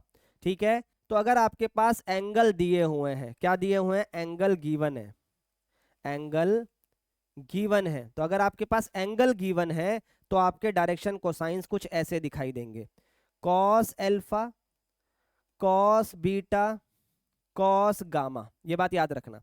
सर अगर एंगल गिवन नहीं हुए तो, डायरेक्शन रेशियोज हुए तो, या वेक्टर हुआ तो? अब इसका इलाज सुनो, अगर आपके पास डायरेक्शन रेशियोज दे दिए या डायरेक्शन आपके पास वेक्टर के आ गए, मतलब बेसिकली वेक्टर आ गया आपके पास, तो आपको यूनिट वेक्टर निकालना है मेरे भाई। क्या निकालना है? Unit vector. अब ये यूनिट वेक्टर से क्या होगा? ये ऑटोमेटिक डायरेक्शन कोसाइंस होते हैं। जैसे ऊपर i plus 2j plus 3k आया, ये वेक्टर है ना। अब इसको इसके मैग्नीट्यूड से डिवाइड कर दो। 1 2 और 3 का मैग्नीट्यूड अंडर रूट 14 आएगा, निकाल के देखो। 1 का स्क्वायर, 2 का स्क्वायर, 3 का स्क्वायर, 14 आएगा। तो अंडर रूट 14 से इसे डिवाइड कर दिया, यानी वेक्टर को उसी के मैग्नीट्यूड से डिवाइड कर रहा हूं मैं। ए vector divided by its magnitude, तो ये 1/√14, 2/√14 और 3/√14। ये आपके तीनों जो वैल्यूज आई हैं, आई जे के लगाओगे तो पूरा यूनिट वेक्टर आएगा। लो मैंने आई जे के लगा दिया, तो ये आपका यूनिट वेक्टर है। पर अगर आपसे कोई बोले डायरेक्शन कोसाइंस बताओ, क्या बताओ, डायरेक्शन कोसाइंस बताओ, डीआर या वेक्टर अगर गिवन है तो डायरेक्शन कोसाइंस बताने के लिए यूनिट वेक्टर फाइंड कर लो, ठीक है। और यूनिट वेक्टर की जो वैल्यू आएगी, जिसको हम LMN बोल देंगे, वो डायरेक्शन कोसाइंस हो जाएंगे। आप आई जे के हटाकर ही बताना। अगर आप आई जे के लगा के बता रहे हो तो बेटा वो यूनिट वेक्टर है, पर आपसे डायरेक्शन कोसाइंस पूछा है तो ये होगा 1/√14, 2/√14 और 3/√14। अब यहां से कुछ कहानी बनती है, ध्यान से सुनना। यहां से कुछ कहानी बनती है, क्या बनती है? अब जैसे कि L जो है हमने रिप्रेजेंट करने के लिए बोला, N को भी रिप्रेजेंट करने के लिए बोला, तो ये तो कॉस अल्फा पे रिप्रेजेंट हुआ, ये कॉस बीटा पर हुआ, ये कॉस गामा पर हुआ। तो एक बात बताओ, L M और N ये यूनिट वेक्टर से लेकर आया मैं, ये कहां से आ गए भैया? अरे नाम है, जैसे ABC PQR XYZ होता है ना, वैसी LMN, ठीक है। और ये एंगल से आया। अब यहां सुनना जरा, अगर ये यूनिट वेक्टर है तो इनका जो मैग्नीट्यूड है, अब अंडर रूट लगाने की जरूरत नहीं है अभी यहाँ पर, अगर आपने लगा भी दिया तो मैग्नीट्यूड किसके बराबर आएगा? 1 के। तो अगर मैं अंडर रूट हटा दूं, अगर मैं अंडर रूट हटा दूं, अगर मैंने अंडर रूट हटा दिया इसका, तो भी तो मैग्नीट्यूड 1 ही होगा। ध्यान से देखो, तब भी वैल्यू तो 1 ही आएगी। Yes sir. तो इस L M और N की जगह मैं ये रख सकता हूँ, हाँ। तो यहां से पेपर में आने वाला क्वेश्चन तैयार होता है कि cos square alpha plus cos square beta plus cos square gamma किसके बराबर होता है? 1 के, ठीक है भाई। इसके बाद आता है बेटा कई बार पेपर में कि अगर ये आपको पता है तो आपको इनकी वैल्यू बतानी है, sine square alpha, sine square beta, sine square gamma और इक्वल टू 2 होता है, ठीक है। सॉल्व करके देखना, समझ में आएगा। अब ये वाला अगर 2 होता है तो आपको मैं कमेंट्स में आंसर देने के लिए बोलूंगा कि मुझे इसकी वैल्यू बताओ क्या होगी। cos 2 alpha plus cos 2 beta plus cos 2 gamma, ये क्वेश्चन आते हैं भाई पेपर में। इसकी वैल्यू बताओ कि क्या होगी, और फॉर्मूला लगाना है आपको cos 2x बराबर 2 cos स्क्वायर x माइनस का 1। याद रखना ये इसका फॉर्मूला है, तो मुझे बताओ कैसे निकालोगे, ठीक है भाई। चलिए आगे बढ़ते हैं। एक और क्वेश्चन आ गया इसी यूनिट वेक्टर पे, right a vector in the direction of the vector this. कभी अगर बोले कि एक ऐसा वेक्टर बताओ जो इसी की डायरेक्शन में हो, तो अल्टीमेटली उसी वेक्टर की बात हो रही है, ठीक है। तो सर फिर बताना ही क्यों है? सुनो, आपको वो वेक्टर बताना है जिसका मैग्नीट्यूड 9 हो। अभी तक आप यूनिट वेक्टर बता रहे थे, तो यूनिट वेक्टर वो वेक्टर होता है जिसका मैग्नीट्यूड 1 होता है। आपको बताना है जिसका मैग्नीट्यूड 9 हो जाए। आओ बताते हैं। सबसे पहले आप उस वेक्टर को लिखो जो भी आपको दिया है, या आपको ही करना है। फिर उसका मैग्नीट्यूड निकालो, निकाल दिया। फिर उसका यूनिट वेक्टर निकालो। यस सर, इतना काम हम कर लेंगे, आपने इतना हमें पढ़ा दिया। अब जब आपसे मैग्नीट्यूड 9 पूछा है तो एक बात बताओ, यूनिट वेक्टर का मैग्नीट्यूड कितना होगा? मन में बोल दो, मुझे सुनाई दे जाएगा। 1 बोला आपने, बहुत बढ़िया। तो अगर मैग्नीट्यूड 1 होगा तो उसको बस 9 से मल्टीप्लाई कर दो। तो आप लिखोगे so the vector in the direction of this and that has magnitude 9 unit is, आप बस सीधा इसी वेक्टर में जो भी आपका आंसर आया हो, बस 9 को मल्टीप्लाई करके आंसर बता देना, खत्म। अगर ये डन हो जाए तो होमवर्क में मतलब कमेंट्स में यस लिखोगे, यस सर हो गया। नहीं हुआ तो मेरी व्हाट्सएप कम्युनिटी पर आके आप मेरे से अपना डाउट पूछोगे। और अगर आपको सारी पीडीएफ एक ही जगह पर चाहिए तो बेटा टेलीग्राम भी आप ज्वाइन कर सकते हो, ठीक है। चलो आगे बढ़ते हैं। एक और क्वेश्चन आ गया बेटा, ऑल इंडिया 2014 में पूछा गया क्वेश्चन है, ध्यान से सुनना। एक find a vector, A vector, एक वेक्टर बनाना है जिसका मैग्नीट्यूड इतना है। ओके, तो फिर से वही बात आ गई कि पहले यूनिट वेक्टर बनाएंगे और उसको 5√2 से मल्टीप्लाई कर देंगे। पर कहानी में थोड़ा ट्विस्ट है, वो एंगल दे रखे हैं, एक्स एक्सिस के साथ π/4, π/2 y एक्सिस के साथ और थीटा बन रहा है z एक्सिस के साथ, वो भी एक्यूट। बहुत बढ़िया क्वेश्चन है, सिंपल, आपको आता है। ध्यान से देखो, मैंने क्या कहा था, कभी अगर एंगल गिवन हो जाए और मैग्नीट्यूड इतना है तो दैट मीन्स यूनिट वेक्टर की बात हो रही है। पहले यूनिट वेक्टर निकालोगे तभी तो मैग्नीट्यूड की बात बोलोगे ना। तो एंगल अगर आ गया तो अभी आपको पढ़ाकर आया हूं, कि एंगल अगर गिवन होता है तो ये वाला फॉर्मूला हम लगा सकते हैं, cos square alpha cos square beta cos square gamma equal to 1। ठीक है भाई, आओ निकालते हैं, आ जाओ। तो भाई आप यहाँ पे लिखोगे cos square alpha plus cos square beta plus cos square gamma और इक्वल टू 1। तो अल्फा की वैल्यू बताओ सर, π/4 होगी। ठीक है भाई, और बीटा की वैल्यू बताओ सर, π/2। और गामा की जगह क्या दे रखा है क्वेश्चन ने, सर थीटा दे रखा है, वो भी एक्यूट आएगा। ओके, यानी फर्स्ट क्वाड्रेंट में रहना है हमें। ठीक है, अब cos π/4 की वैल्यू कितनी होती है, 1/√2। cos π/2 की वैल्यू क्या होती है, 0। भाई cos 90, अरे π/2 90 होता है मेरे बच्चों। आ जाओ इधर, cos थीटा सर हमें नहीं पता, 1/√2 होगा, 1/2। यहाँ आ गया cos स्क्वायर थीटा बराबर आ गया 1। इसको उधर ले जाके माइनस करो, एक में से 1/2 को अगर आप माइनस करोगे तो वो 1/2 ही आएगा। यस सर, अब 1/2 कब होता है, π/3 पर, 60 डिग्री पर, क्योंकि पीछे से वैल्यू को देखते हैं ना यहाँ पर, इस वजह से तो 60 पर हो गया। तो थीटा की वैल्यू आ गई π/3, ये हमारा आंसर होगा। यस सर, तो थीटा की वैल्यू π/3 आ गई है, समझ में आ गया है। तो इसका मतलब हमारे पास तीनों एंगल आ गए, तो जो हमारा यूनिट वेक्टर बनेगा, क्योंकि ये सब एंगल आए हैं और एंगल से डायरेक्शन कोसाइंस बनता है और डायरेक्शन कोसाइंस से एंगल बनता है, सॉरी यूनिट वेक्टर बनता है। ध्यान से देखना इधर, अब ये क्या कर रहे हो सर, आप सुनते जाओ। यहाँ पर आप एल एम और एन लिखते हो या नहीं लिखते हो, हाँ या ना में जवाब देना। एल एम और एन लिखते हो ना, तो वो क्या होता था sir, cos alpha cos beta और कॉस गामा, सब कुछ है आपके पास। अल्फा कितना था सर, π/4। बीटा कितना था सर, π/2। गामा कितना आया है सर, कॉस π/3। अब आपका यूनिट वेक्टर तैयार है, ये 1/√2 आई कैप होगा, ये 0 j कैप होगा और ये 1/2 k कैप होगा। ठीक है भाई, मेरे हिसाब से तो सॉर्टेड है, कोई दिक्कत की बात। एक सेकेंड एक सेकेंड एक सेकेंड, हमने कुछ गड़बड़ कर दी भाई, कोई दिक्कत नहीं है, सही कर देंगे इसको, यहाँ पे अभी हम सही कर देंगे। यहाँ पर बेटा स्क्वायर भी था, हमने उसको इग्नोर कर दिया, तो यहाँ पर जो स्क्वायर था उसे आप हटाकर अंडर रूट लगाना था। ठीक है ठीक है, इसको काट दो, इसको काट दो। कॉस थीटा की वैल्यू आएगी बेटा 1/√2। वही मैं सोचूं सेम वैल्यू कैसे बन रही है यहाँ पर, तो थीटा कितना ही आएगा सर, सेम π/4 ही आएगा, सेम π/4 आएगा। तो यहाँ पर आप π/4 लिख सकते हो और वापस से ये 1/√2 आ जाएगा। अब सॉर्टेड है, अब कोई दिक्कत की बात नहीं है। तो लेकिन हमसे तो सर ये पूछा ही नहीं है यूनिट वेक्टर, हमसे पूछा है वो वेक्टर बताओ जिसका मैग्नीट्यूड ये हो। तो मेरे भाई इसके अंदर इसको आप मल्टीप्लाई कर दो बस। क्या इस पूरे में आप 5√2 मल्टीप्लाई नहीं कर पाओगे, अरे बिल्कुल कर पाओगे, जल्दी से मल्टीप्लाई करके मुझे कमेंट में लिखना कि सर आंसर आया या नहीं आया। ठीक है भाई, अगर किसी को रुकना है, पॉज लेना है, फिर जाकर दोबारा से वीडियो शुरू करनी है तो ये आपका कॉल होगा। ठीक है, आ जाओ। अब आपको शो करना है कि ये वेक्टर इक्वली इंक्लाइन है, O X O Y O Z. बेटा इंक्लाइन का जो संबंध होता है, जैसे समझो ये चीज मार्कर दिखाई दे रहा है मेरा हाथ, हाँ ये जो पेन है ये इस हैंड पे हाथ पर इंक्लाइन है, तो ये एंगल बना रहा है, क्या बना रहा है, एंगल बना रहा है।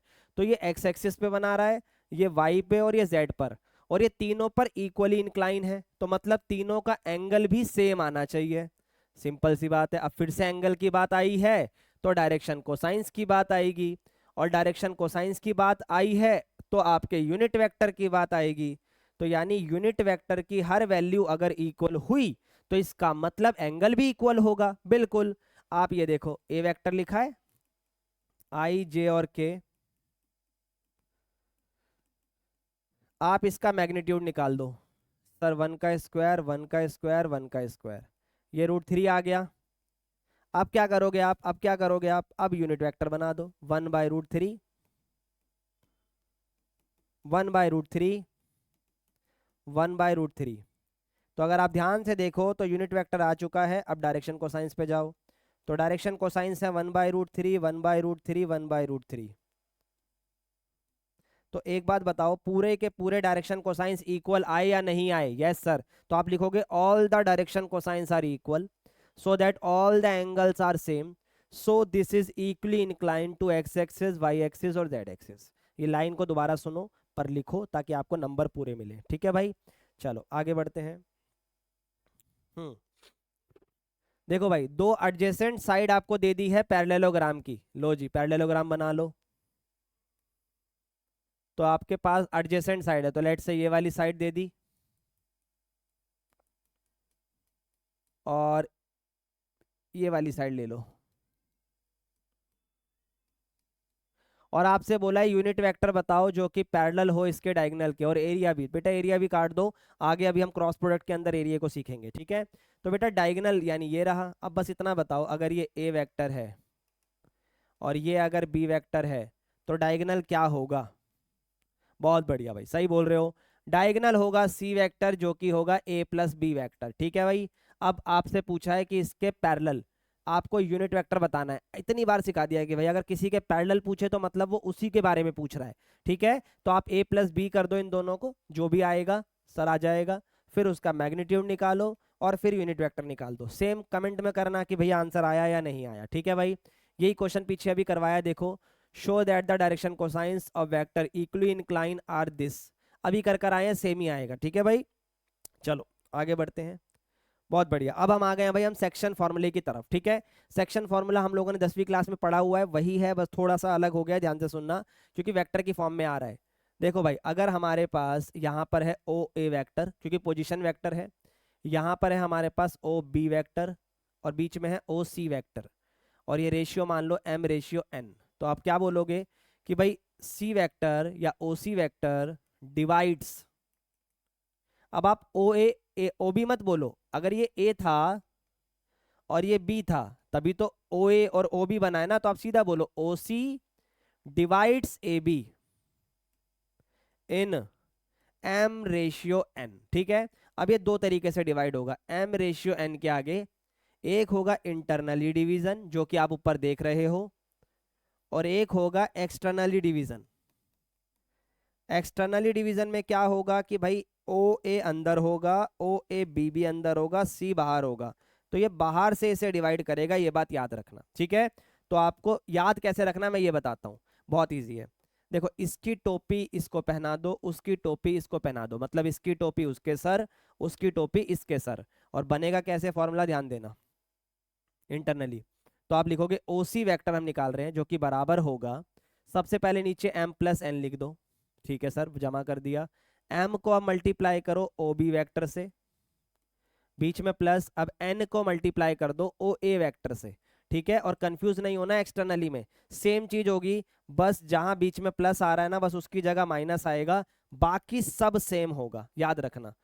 m ओ बी वैक्टर और n ओ ए वैक्टर कुछ अलग नहीं है, बस इतना ही है जो आपको दिख रहा है इस समय, बस इतना ही है, ठीक है। कम क्वेश्चन आते हैं पर याद रखना कई बार पेपर में आ जाते हैं और बच्चे इसको नहीं पढ़ कर जाते, फिर प्रॉब्लम आती है। Hello, recording.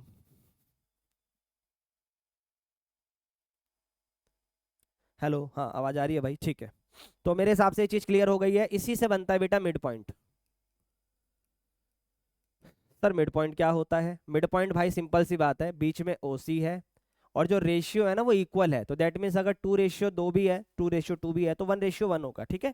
चलो अब यहाँ देखो, अगर यहाँ ओ ए है और यहाँ ओ बी है तो मिड पॉइंट का बहुत सिंपल है, ओ सी बराबर होगा O A plus O B divided by 2, simple as that. इन दोनों को प्लस करके 2 से भाग कर दो। अब क्वेश्चन करेंगे तब कहानी समझ में आएगी। देखो भाई, find the position vector of point R which divide the line joining by the point P and Q, ठीक है भाई। यहाँ P आ गया जिसका वेक्टर बताया गया है 2a प्लस बी, एंड ये पेपर में आया हुआ क्वेश्चन है भाई, a vector minus 3b vector externally, okay, externally in the ratio of 1:2, show that P is the mid point of the line, P is the mid point of the line. तो इसका मतलब ये इस तरफ से divide कर रहा है, ठीक है भाई, कोई दिक्कत नहीं है। अगर इस तरफ से डिवाइड करेगा इसको तभी तो 1:2 बनेगा। हाँ भाई बिल्कुल। तो आर यहाँ पर आ रहा है, कंफ्यूज मत होना, आपको जो तरीका बताया उसी को याद रखो। अगर कंफ्यूजन है तो दिमाग में ज़्यादा टेंशन मत लो, रफ में आ जाओ। आप रफ में ना जानबूझ के पी और क्यू के बीच में आर को रख लो सिर्फ समझने के लिए, और ये 1:2 रख दो। पी आपके पास है, क्यू आपके पास है, सिंपली आप चित्र ऐसे बना दो। और अब मैं आपको निकाल कर दिखाता हूँ कि आर कैसे निकलेगा। आर बोला है आपको, तो आर आएगा आपका उसके हिसाब से देखो सर, नीचे आना चाहिए 1 - 2, बिल्कुल आएगा। उस हिसाब से देखो रफ वाले के हिसाब से। और ऊपर भी सर माइनस आएगा, पर 1 मल्टीप्लाई होगा क्यू वाले के साथ, जो कि है A - 3B। फिर 2 मल्टीप्लाई होगा सर पी वाले से, जो कि है 2A + B। कंफ्यूज मत हो अगर आपको इस डायग्राम में दिक्कत है, ठीक है, क्योंकि मिड पॉइंट तो बेटा तभी बनेगा जब वो उस तरफ से आएगा। पर अगर फिर भी प्रॉब्लम है तो कोई दिक्कत की बात नहीं है, ध्यान से आप इसको रफ में ऐसे ही लिख लो। और एक्सटर्नली बोला है क्वेश्चन ने, क्या बोला है एक्सटर्नली, तो आप बीच में ना बस माइनस लगा लो, बाकी जैसे आप इंटरनली करते थे वैसे ही करो। तो यहां पर आएगा A - 3B माइनस का 4A माइनस का 2B, नीचे माइनस का 1, तो ये माइनस का 3A माइनस का 6B, नीचे भी माइनस का 1, माइनस से माइनस कैंसिल होगा, तो 3A माइनस का 6B आ गया। तो ठीक है भाई, खत्म क्वेश्चन। तो आपका सबसे पहले तो आप बताओगे भाई आर आ चुका है, कितना आया है are, 3A vector -6B vector.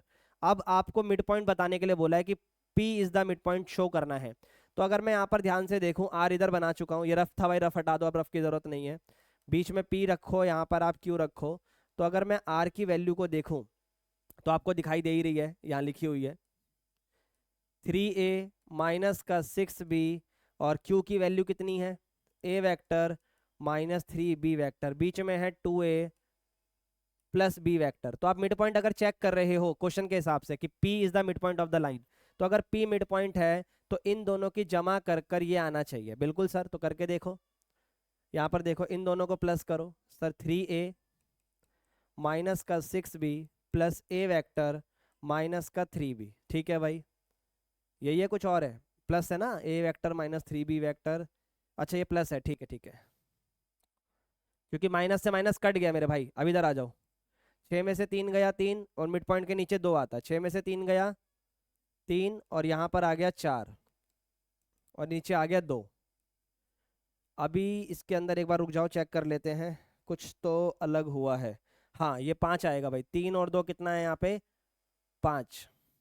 तो यहाँ पर भी कितना आएगा, 5 आएगा, और यहाँ पर भी कितना आएगा,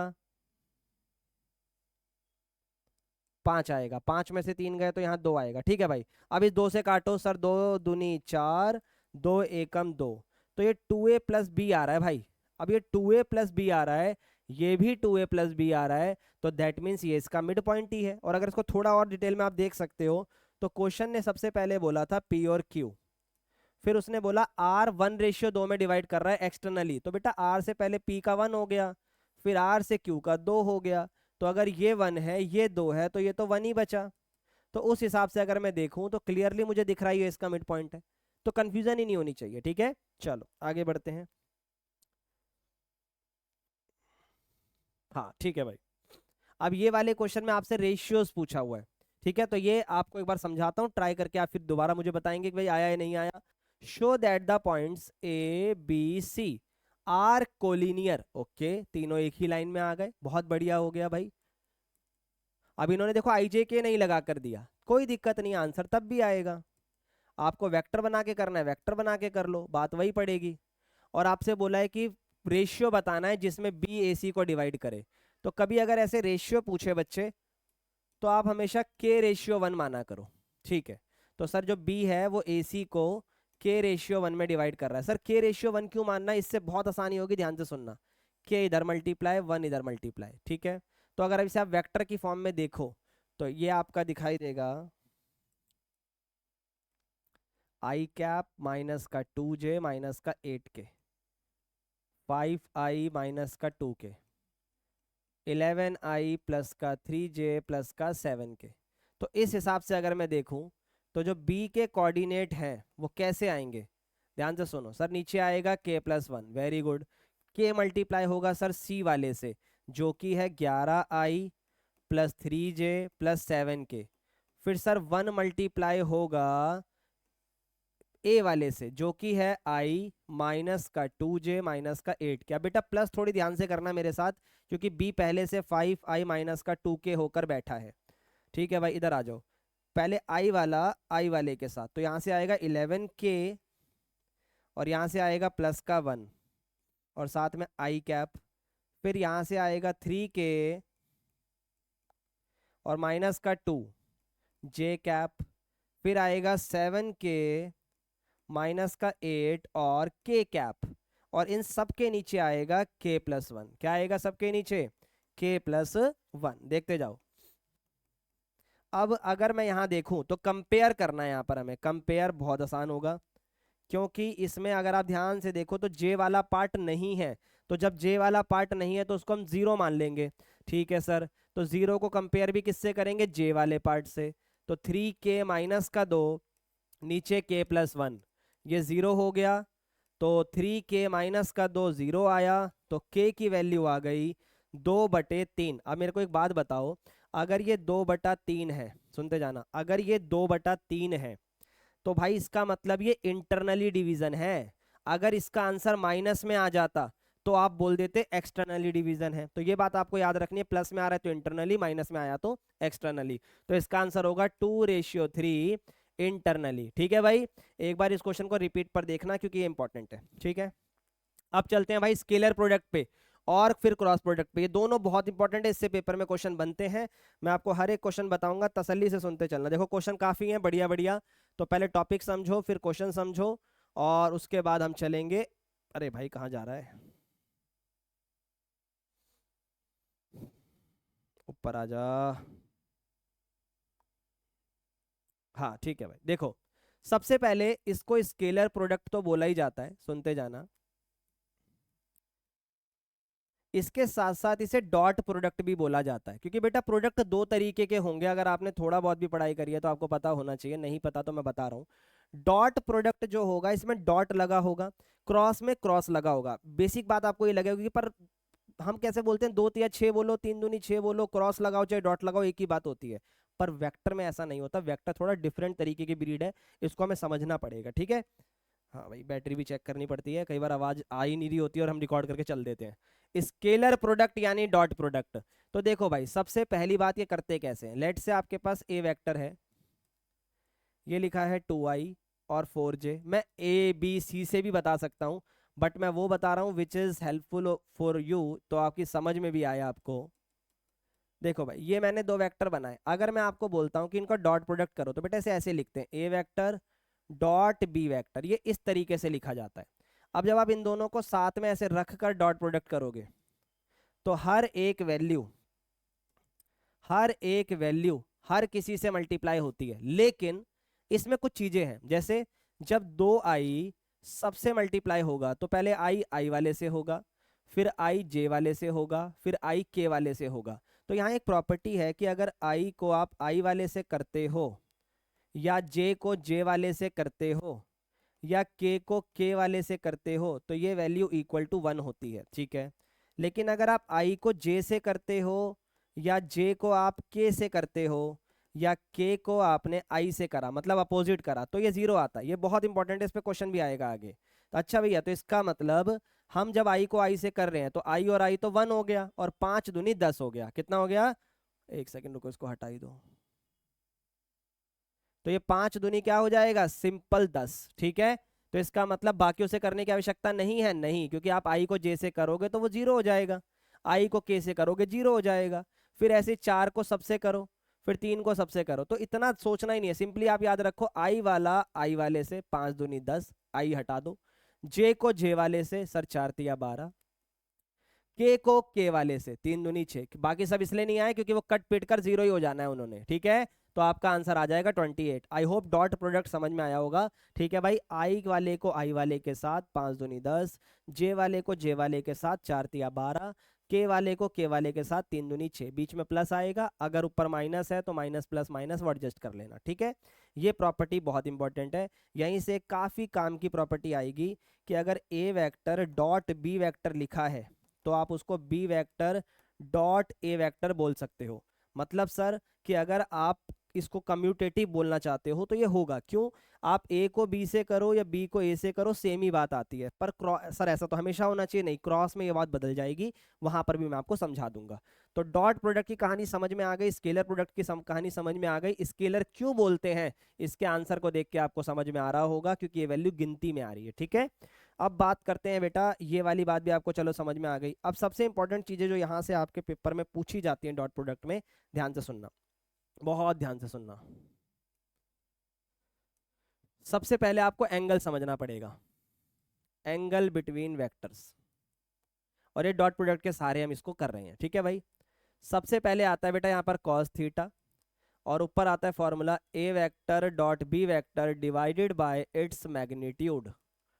ठीक है भाई, और कुछ लोग इसको इस नज़र से भी देखते हैं कि a vector dot B vector बराबर इसका मैग्नीट्यूड इनटू में कॉस थीटा, ये भी एक फॉर्मूला बन जाता है। दोनों सेम ही बात है, बस ये इधर वाला इधर जाके मल्टीप्लाई हुआ है। ठीक है, चलो अब इसमें बहुत इंपॉर्टेंट चीज आती है आपके पेपर के हिसाब से। सबसे पहली कि भाई अगर मान लो थीटा 90 डिग्री है, 90 डिग्री का मतलब हो गया कि ए वेक्टर बी वेक्टर पे परपेंडिकुलर है। यस, तो कॉस 90 की वैल्यू क्या होती है सर? जीरो। कॉस 90 की वैल्यू क्या होती है? जीरो। तो कॉस 90 अगर मैं रखता हूं तो ये वाली वैल्यू भी इधर आके जीरो होगी। यस, तो a vector dot B vector की वैल्यू आ गई जीरो। ये इतनी इंपॉर्टेंट प्रॉपर्टी है, बहुत इंपॉर्टेंट क्वेश्चन इसमें, चाहे एमसीक्यू में मिले, चाहे 3 नंबर में, चाहे आपके कितने भी मार्क्स में, मिलता जरूर है। तो आप क्या कहोगे कि भैया अगर थीटा 90 है मतलब ए वेक्टर बी वेक्टर पे परपेंडिकुलर है तो उनका डॉट प्रोडक्ट जीरो होगा। इसका उल्टा, अगर डॉट प्रोडक्ट जीरो है तो ए वेक्टर और बी वेक्टर परपेंडिकुलर है। ठीक है, सेकंड चीज कि अगर थीटा जीरो है, थर्ड चीज कि अगर थीटा पाई है, तो बेटा जीरो का मतलब होता है पैरेलल, और इसका मतलब होता है कोलिनियर, क्योंकि ये 180 डिग्री बन रहा है अगर आप ध्यान से देख रहे हो तो। पाई का मतलब वही होता है। ठीक है, अब कंडीशन देखो यहाँ पर इसके हिसाब से, मतलब डॉट प्रोडक्ट के हिसाब से, पैरेलल का मतलब जीरो हो गया तो कॉस जीरो की वैल्यू होती है 1। तो अगर यहाँ मैं 1 रखता हूं तो a vector dot B vector बराबर होगा मैग्नीट्यूड ऑफ ए वेक्टर और बी वेक्टर के। ठीक है भाई, और उसी प्रकार अगर मैं पाई रखता हूं तो कॉस पाई की वैल्यू होती है -1। तो कभी अगर डॉट प्रोडक्ट माइनस में आ रहा है तो इस बात को याद रखना कि कुछ इस तरीके की बात बन रही है, तभी आ रहा है कि वो कोलिनियर बन रहा है। तो ये कंडीशन भी होती है कोलिनियर की, और ये कंडीशन भी हो सकती है। तो पैरेलल कोलिनियर लगभग एक ही तरीके से काम करते हैं, बट अगर थोड़ा डिटेल और देनी है तो ये आपको डिटेल मिल गई है। ठीक है, चलो इसके बाद एक और चीज इंपॉर्टेंट आती है। जैसा भी आपने देखा कि एक सिनेरियो में ए वेक्टर डॉट बी वेक्टर बराबर उसके मैग्नीट्यूड के आ गया। यस सर, आ गया। तो मेरे भाई अगर ये दोनों सेम हो जाते तो ए डॉट ए सेम चीज है, अलग नहीं है, सेम है। तो ऐसा तो नहीं है कि एक पॉजिटिव हो जाएगा एक नेगेटिव हो जाएगा। अगर ये पॉजिटिव है तो दूसरा भी पॉजिटिव होगा, तो पॉजिटिव इंटू पॉजिटिव पॉजिटिव होगा। एक नेगेटिव है तो दूसरा भी नेगेटिव होगा, तो दोनों नेगेटिव इंटू नेगेटिव पॉजिटिव ही होगा। तो कभी अगर ए डॉट ए आ जाए तो आप दोनों में ए रखोगे मैग्नीट्यूड में। यस, तो आपका फाइनल आंसर आएगा ए डॉट ए बराबर में मैग्नीट्यूड का स्क्वायर, ये आपका फाइनल आंसर बनेगा। और ये इतनी इंपॉर्टेंट प्रॉपर्टी है कि कभी आप किसी इस तरीके के क्वेश्चन में फंस जाओ ना, इंपॉर्टेंट, कभी अगर आप इस तरीके के क्वेश्चन में फंस जाओ कि a vector plus b vector का मैग्नीट्यूड जैसा कुछ पूछ लिया, a vector plus b vector plus c vector के मैग्नीट्यूड जैसा कुछ पूछ लिया, √2 a vector minus b vector जैसा कुछ पूछ लिया, कभी अगर ऐसा कुछ पूछ ले तो आपको इसकी शुरुआत कैसे करनी है ऐसे क्वेश्चनों की? सिंपली इन पे स्क्वायर लगाओ। तो देखो मैग्नीट्यूड पे स्क्वायर लग गया। यस सर, उसी वैल्यू को आपने कितनी बार लिखा हुआ है डॉट प्रोडक्ट में? 2 बार। तो यहाँ पर a प्लस बी को आप कितनी बार लिख दोगे? 2 बार। ए वेक्टर प्लस बी वेक्टर, ए वेक्टर प्लस बी वेक्टर। ठीक है, कोई दिक्कत नहीं सर, समझ में आ रहा है। तो जब आप इनको डॉट प्रोडक्ट करोगे तो आप a को दोनों से करोगे, b को दोनों से करोगे, अभी मैं आगे सिखाने वाला हूँ। इसमें आप a प्लस बी का होल स्क्वायर वाला फॉर्मूला मत लगाना, हालांकि यहाँ तो लगाओगे तो लग भी जाएगा, पर क्रॉस में तो वो गलती करना मत। ठीक है, a square plus b square plus 2ab, ये वाली बकवास नहीं करनी है यहाँ पे। ठीक है, तो आई होप ये चीज समझ में आई होगी कि कभी भी इस तरीके के क्वेश्चन में फंस जाए तो मॉडुलस लगाकर, सॉरी मॉडुलस बोल दिया गलती से, मैग्नीट्यूड लगाकर उसका स्क्वायर करो और उन्हीं चीजों को 2 बार आप डॉट प्रोडक्ट में लिख सकते हो। ठीक है भाई, चलो आगे बढ़ते हैं, आगे बढ़ते हैं, एक आधा क्वेश्चन लेकर आते हैं, फिर प्रोजेक्शन पे भी बात करेंगे। ठीक है भाई, देखो आपको बोला है कि आपको मैग्नीट्यूड फाइंड करना है ए और बी का हैविंग द सेम मैग्नीट्यूड। ठीक है भाई, तो ए वेक्टर बराबर बी वेक्टर के मैग्नीट्यूड के हो गया, और such that angle between them is 60। Okay, theta is also 60। ठीक है भाई, और स्केलर प्रोडक्ट मतलब ए वेक्टर डॉट बी वेक्टर 1/2 है। अभी मैंने आपको बताया था कि a vector dot B vector बराबर है उनके मैग्नीट्यूड और कॉस थीटा के। आप चाहो तो इसे डिवाइड में रख सकते हो, एक ही बात है। इसकी वैल्यू 1/2 है, यस सर। इसकी वैल्यू पता नहीं सर, बस दोनों सेम है, तो ए वेक्टर पे स्क्वायर लगा दो क्योंकि दोनों सेम है। और कॉस थीटा की वैल्यू कॉस 60 है, दे तो यही रखी है भाई। अब कॉस 60 की वैल्यू 1/2 होती है। ओके, आंसर आता हुआ दिख रहा है भाई। तो 2 से 2 अगर कट गया तो मैग्नीट्यूड का स्क्वायर 1 आएगा, और इसका रूट हटाओगे तो भी 1 ही आंसर आएगा। तो बेटा दोनों का मैग्नीट्यूड आ रहा है 1, दैट मीन्स ए और बी यूनिट वेक्टर की तरह काम कर रहे हैं। ठीक है, चलो भाई बहुत बढ़िया। ये क्वेश्चन देखो, if this and this and this are the position vector या position vector of the point this, find the angle between A B and C D. तो बेटा जब इनके बीच एंगल पूछा है ना, तो सबसे पहले आप ए बी वेक्टर बनाओगे। ठीक है, अब जैसे ये 1 1 1 लिखा है, तीनों में आई आई आई है। ये 2 और 5 और 0 है क्योंकि के नहीं है इसमें। फिर इसमें 3 2 -3 है, और लास्ट वाले में 1 -6 और 1 है। ये ए बी सी डी की फॉर्म में लिखे हैं, ए बी सी और डी। अब आपसे अगर ए बी पूछा है तो बेटा इसमें से इसको माइनस करके वेक्टर बना पाओगे या नहीं? Yes sir. फिर आप सी डी वेक्टर बनाओगे। चलो बनाते हैं, आ जाओ। 2 में से 1 गया सर आई, 5 में से 1 गया सर 4, 0 में से 1 गया सर माइनस। अब सी डी में से माइनस करो, 1 में से 3 गया माइनस का 2, 6 में से 2 गया माइनस का 8, और -1 और +3 तो माइनस का 2। तो अगर आप यहाँ ध्यान से देखो ना, तो एंगल बड़ी आसानी से आने वाला है क्योंकि ये दोनों प्रोपोर्शनल दिख रहे हैं मुझे। ध्यान से देखो, A B vector and C D vector are proportional. Sir कैसे हैं प्रोपोर्शनल, देखते हैं ज़रा। 1 के बटे में -2 आ रहा है, यस सर। 4 के बटे में -8 आ रहा है, -1 के बटे में -2 आ रहा है। -1 है +1 है +2 है, ठीक है भाई। तो अब देखो ज़रा, सबको अगर काट पीट के मैं देखूं, 4 दूनी 8, और ये तो कट ही रखा है, तो फाइनल आंसर आ रहा है ये। जब ये तीनों प्रोपोर्शनल हो गए तो इसका मतलब ये कोलिनियर हो गया। यस सर, तो कोलिनियर के हिसाब से तो थीटा की वैल्यू सिंपली पाई आनी चाहिए, खत्म क्वेश्चन। लेकिन अगर आप इसको पूरा सॉल्व करना चाहते हो तो आप कैसे करोगे?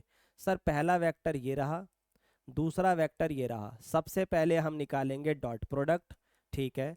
फिर हम निकालेंगे एक एक करके दोनों का मैग्नीट्यूड, ठीक है। फिर हम निकालेंगे कॉस थीटा, ऊपर रखेंगे डॉट प्रोडक्ट, डिवाइड करेंगे उनके मैग्नीट्यूड से, फिर जो भी आएगा उसके हिसाब से हम एंगल को जज करेंगे। तो ये वाली चीज़ मैं आपको करने के लिए दे रहा हूँ क्योंकि करवा दी गई है आपको, और ये मैंने आपको समझा दिया। तो दोनों में से किसी भी तरीके से करो, मार्क्स आपको पूरे मिलेंगे। ठीक है भाई, एक और वैल्यू आ गई कि ए वेक्टर दिया है, बी वेक्टर दिया है, सी वेक्टर दिया है, और such that a vector plus lambda b vector is perpendicular to c. आ गई भाई वही वाली बात, अभी मैंने कहा था ना कि ये वाली बात आती है पेपर में। तो अगर ये इस पे परपेंडिकुलर है तो इनका डॉट प्रोडक्ट 0 के बराबर होगा। यस सर होगा। तो आओ कैसे निकालें इसको, देखते हैं, साइड में चले। A vector plus lambda b vector, आओ फाइंड करो। सर ए वेक्टर है 2i plus 2j plus 3k plus lambda b vector minus का i प्लस का 2j प्लस का k। अब सॉल्व करो, i वाले के साथ i वाला, तो 2 minus lambda i cap, 2 plus 2 lambda j cap, और फिर 3k, और यहाँ से भी k, तो 3 प्लस लैम्डा k कैप। यहाँ पर आपके पास पूरा का पूरा वेक्टर बनकर आ गया है। अब इसको आपको सी वेक्टर के साथ डॉट प्रोडक्ट करना है। क्यों करना है? क्योंकि वो उस पर परपेंडिकुलर है। तो परपेंडिकुलर की कंडीशन क्या बताई थी कि भैया दोनों का डॉट प्रोडक्ट 0 के बराबर होता है। सिंपल, आ जाओ। अब इधर देखो भाई, आई वाला आई के साथ तो 3 मल्टीप्लाई होगा खाली इसके साथ, 2 माइनस लैम्डा, ठीक है भाई। और इसके बाद अगर हम देखें तो 2 प्लस 2 लैम्डा मल्टीप्लाई होगा 1 के साथ, और खत्म। क्योंकि इसमें के नहीं है, अगर के होता तो मैं करता ना। अब अगर k को 0 भी काउंट करूँ तो ऊपर वाला तो 0 ही हो जाएगा। Yes sir.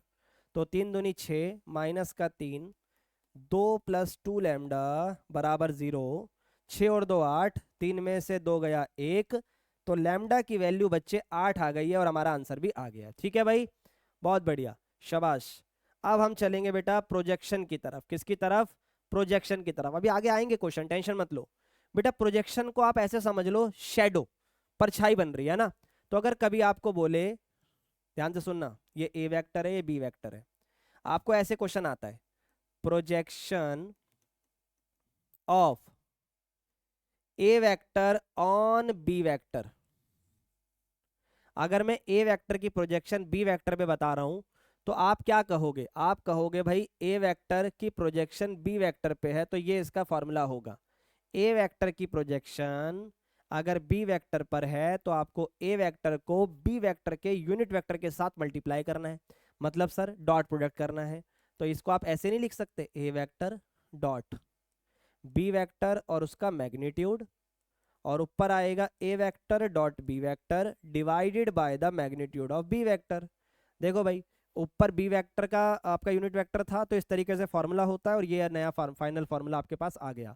तो कुछ बच्चे इसको ऐसे याद रखते हैं कि अगर ए का बी पे प्रोजेक्शन बनाना है तो आप डॉट प्रोडक्ट कर दो, और जिस पर प्रोजेक्शन बनाना है जैसे A vector on B vector, तो जो वो बी वेक्टर है ना वो डिवाइड में आएगा। बी वेक्टर कहां पर आएगा? डिवाइड में आएगा। अगर ये मान लो बी वेक्टर ए पे होता तो ए वेक्टर का मैग्नीट्यूड नीचे आता। उल्टा चलना है आपको, ए टू बी पर है तो बी वाले का यूनिट वेक्टर मैग्नीट्यूड नीचे आएगा, ए टू सी तो सी का magnitude, A to D D का मैग्नीट्यूड, ये याद रखना है। ठीक है, बाकी ऊपर तो डॉट प्रोडक्ट है। पर कुछ पेपर में ना एमसीक्यू फॉर्म में चीज आ सकती है प्रोजेक्शन की। कैसे? कि अगर एंगल की बात करते हैं, थीटा 0 डिग्री, थीटा पाई यानी 180 डिग्री, इसकी अगर मैं बात करूं तो जो ए बी वैक्टर होगा उसकी प्रोजेक्शन ए बी ही बनेगी। क्योंकि समझो ये चीज है, इसकी शैडो बताओ क्या बनेगी, क्योंकि एंगल ही नहीं बन रहा, उठेगा तो शैडो बनेगी ना, ये तो उसी के ऊपर है। तो आप कह सकते हो कि ए बी अपनी ही प्रोजेक्शन पे बैठा है, तो ए बी वैक्टर की प्रोजेक्शन ए बी ही होगी। और अगर मैं बोलूं कि थीटा पाई है तो इसका मतलब, अभी 90 है ना, अब ये पाई हो गया, सीधा हो गया, तो इधर वाली प्रोजेक्शन इधर चली गई, उल्टी हो गई, तो इसका मतलब ए बी की जो प्रोजेक्शन थी वो उल्टी हो गई, दैट मीन्स बी ए हो गई। या यूं कह सकते हो कि माइनस का ए बी हो गई, एक ही बात है, माइनस ए बी या बी ए बोलो एक ही बात है। लेकिन अगर थीटा होता है 90 डिग्री या 270 डिग्री, मतलब π/2 और 3π/2, क्वाड्रेंट के हिसाब से बता रहा हूं, तो देखो बिल्कुल स्ट्रेट अगर खड़े, देखो ऐसे टेढ़ा होगा ना तो शैडो बनेगी, दिख रही है शैडो, पर अगर हल्का सा बिल्कुल स्ट्रेट हो जाए तो शैडो गायब, शैडो दिखेगी नहीं मुझे, बिल्कुल स्ट्रेट है, 90 डिग्री पर है, वो जो सन के जो रिफ्लेक्शन पड़नी चाहिए वो 90 डिग्री पर पड़ रही है। तो यहां पर इस केस में जो हम प्रोजेक्शन बोलेंगे इसकी, वो 0 काउंट करेंगे अगर 90 है या 270 है, क्योंकि क्वाड्रेंट के हिसाब से चीजें चल रही हैं। ठीक है, तो अगर ये 270 है या 90 है तो दोनों केस में 0 आंसर आएगा। ये एमसीक्यू की फॉर्म में याद रखना, पेपर में पूछ लिया जाता है। ठीक है, चलो आगे बढ़ते हैं। क्वेश्चन आने वाले हैं भाई, एक बार वेक्टर का क्रॉस प्रोडक्ट और सीख लें। आ जाओ भाई, अब हम पहुंच गए हैं वेक्टर प्रोडक्ट पे जो कि क्रॉस प्रोडक्ट की तरह काम करता है। ओके सर, अब ये क्रॉस प्रोडक्ट क्या होता है, नाम से ही पता लग रहा है क्रॉस। तो भाई यहाँ पर एक होगा ए वेक्टर, जिसको हम अब नाम से नहीं, अब यहाँ पर वैल्यू से लिखना पड़ेगा ताकि समझ में आए, A1 B1 C1 I J K। अब आएगा बी वेक्टर जो कि होगा A2 B2 C2। ठीक है भाई, चलो अब बेटा अगर आपसे कोई बोल रहा है कि a vector cross B vector, देखो हो अभी भी मल्टीप्लाई रही है, प्रोडक्ट ही हो रहा है, लेकिन वहां डॉट लगाया था, यहाँ क्रॉस लगाया, तो ये चीज आपको दिमाग में मेक श्योर रखनी है भाई ताकि समझ में आए। अब इसको निकालते कैसे बेटा, इसके लिए लगता है डिटर्मिनेंट, ये मैंने आपको पिछली क्लास में सिखा दिया है, वहां से जाके देख लेना। हाँ भाई, ए क्रॉस बी में देखो ये बहुत इंपॉर्टेंट है, जो पहले लिखा है उसकी वैल्यूज भी पहले ही आएंगी। पहला तो आई जे के ने कवर कर लिया, उसके बाद जो 2 रो बची हैं उसमें आपको ध्यान रखना है। अरे भाई पूरा ही हट गया, कोई बात नहीं, नाराज हो गया लग रहा है बोर्ड हमसे, बोल रहा बहुत घिसते हो तुम हमें। चलो भाई कोई बात नहीं, A1 B1 C1 A2 B2 C2। ठीक है भाई, दिखाई दे रहा है सबको? Yes sir. तो A1 B1 C1 A2 B2 C2 ये आपके सामने आ चुका है। अब इसको सॉल्व करना हमने सीखा हुआ है डिटर्मिनेंट में कई बार, पर कुछ चीजें यहाँ से बहुत इंपॉर्टेंट जो हमें सीखनी है वो क्या क्या है, ध्यान से सुनो। सबसे पहली चीज, सबसे पहली चीज कि अगर A vector cross B vector बोल रहा हूँ और फिर अगर मैं बी क्रॉस ए वेक्टर बोल रहा हूँ तो ये दोनों बराबर नहीं है, इसके में माइनस का फर्क आएगा। क्यों? क्योंकि ये दोनों आपस में इंटरचेंज होंगे, क्योंकि जो पहले लिखा है वही पहले आएगा, जो बाद में लिखा है वो बाद में आएगा, ठीक है।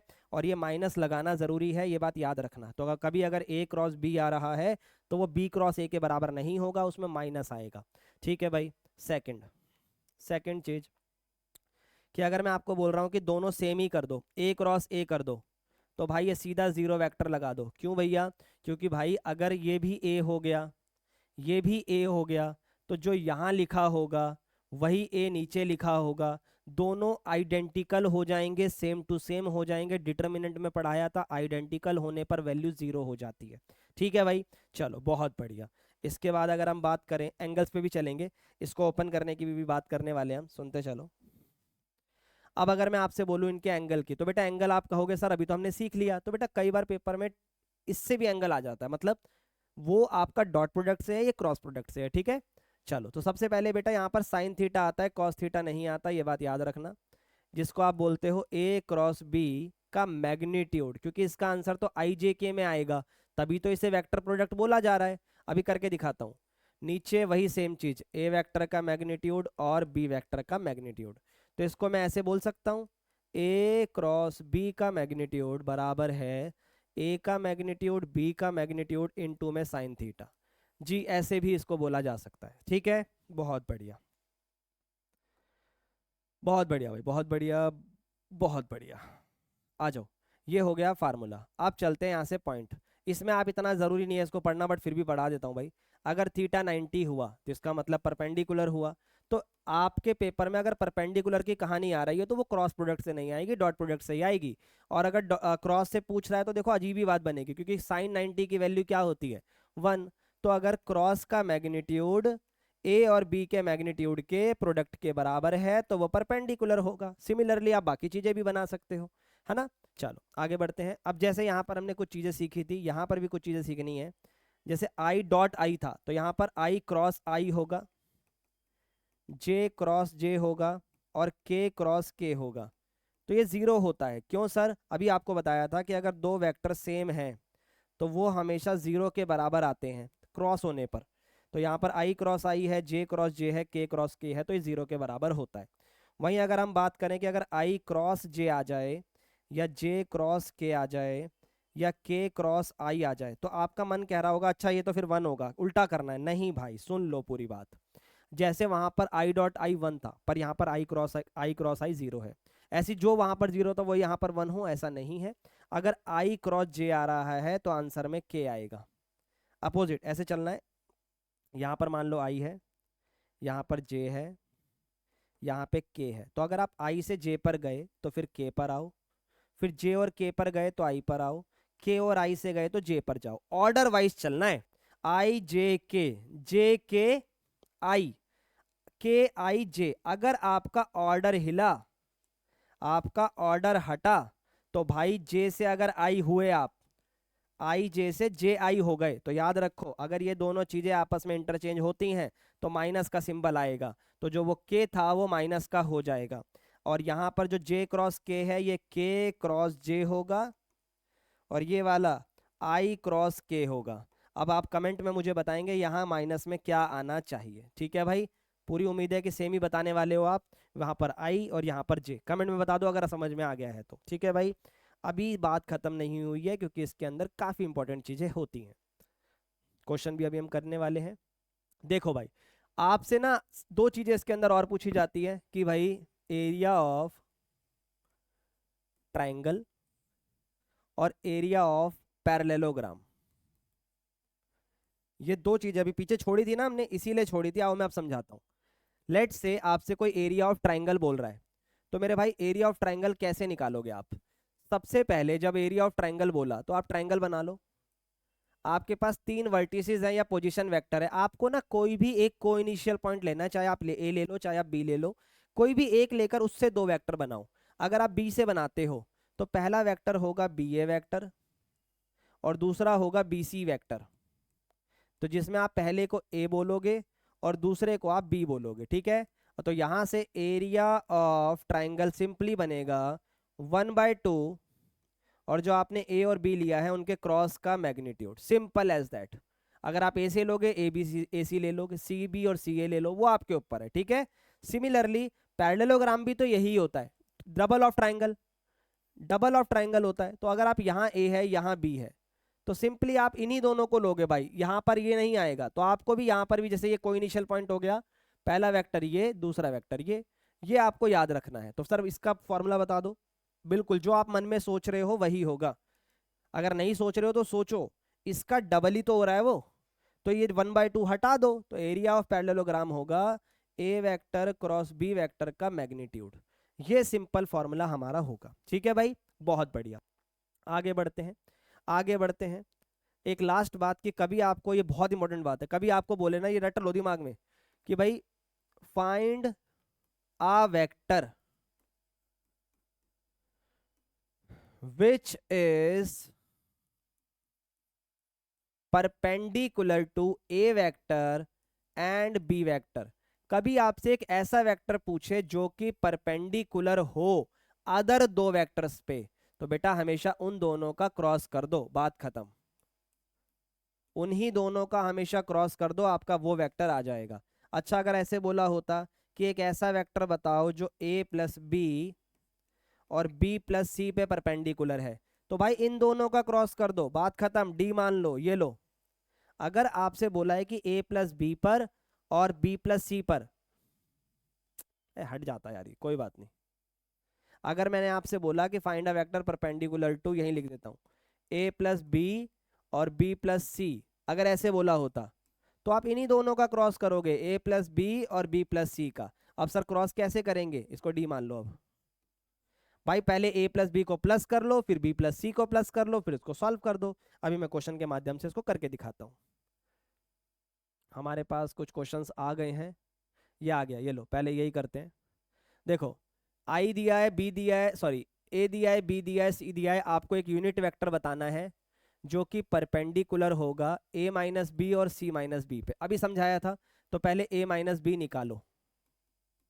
कहाँ है ए माइनस बी, ये रहा, करो माइनस। एक में से दो गए, माइनस का आई कैप, दो में से एक गया, प्लस का जे कैप, और के में से कोई है ही नहीं तो के कैप, ठीक है भाई।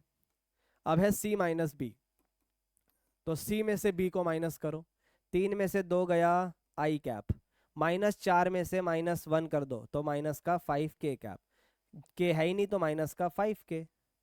लो जी, अब आपसे बोला है कि एक पर ऐसा वेक्टर बताओ, यूनिट वेक्टर तो बात की बात है, वो परपेंडिकुलर होना चाहिए इन दोनों पे, तो अब इन दोनों का क्रॉस कर दो, a vector minus b vector cross c vector minus b vector.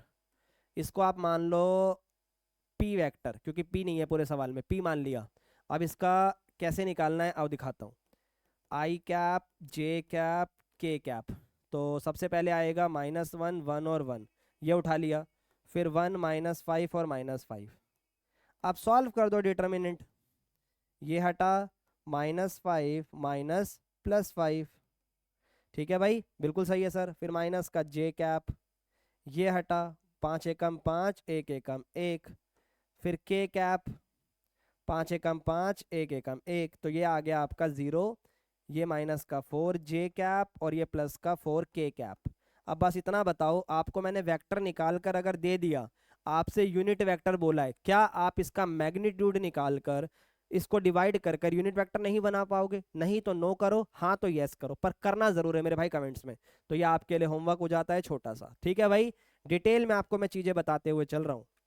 अब हम चलते हैं कुछ क्वेश्चनों की तरफ, ठीक है भाई, जो काफी इंपॉर्टेंट भी हैं, पेपर में आते भी हैं, ठीक है भाई। वीडियो देखो थोड़ी लंबी होती है, अगर चीज़ें डिटेल में सीखनी है और ऐसी हवा में सीखनी है तो लो जी अभी ख़त्म कर देंगे। अब देखो, आपको यूनिट वेक्टर दे रखे हैं ए बी सी, ठीक है सर, और आपसे a प्लस बी प्लस सी पूछा हुआ है, दिया हुआ है 0, ओके, आपको इसकी वैल्यू बतानी है।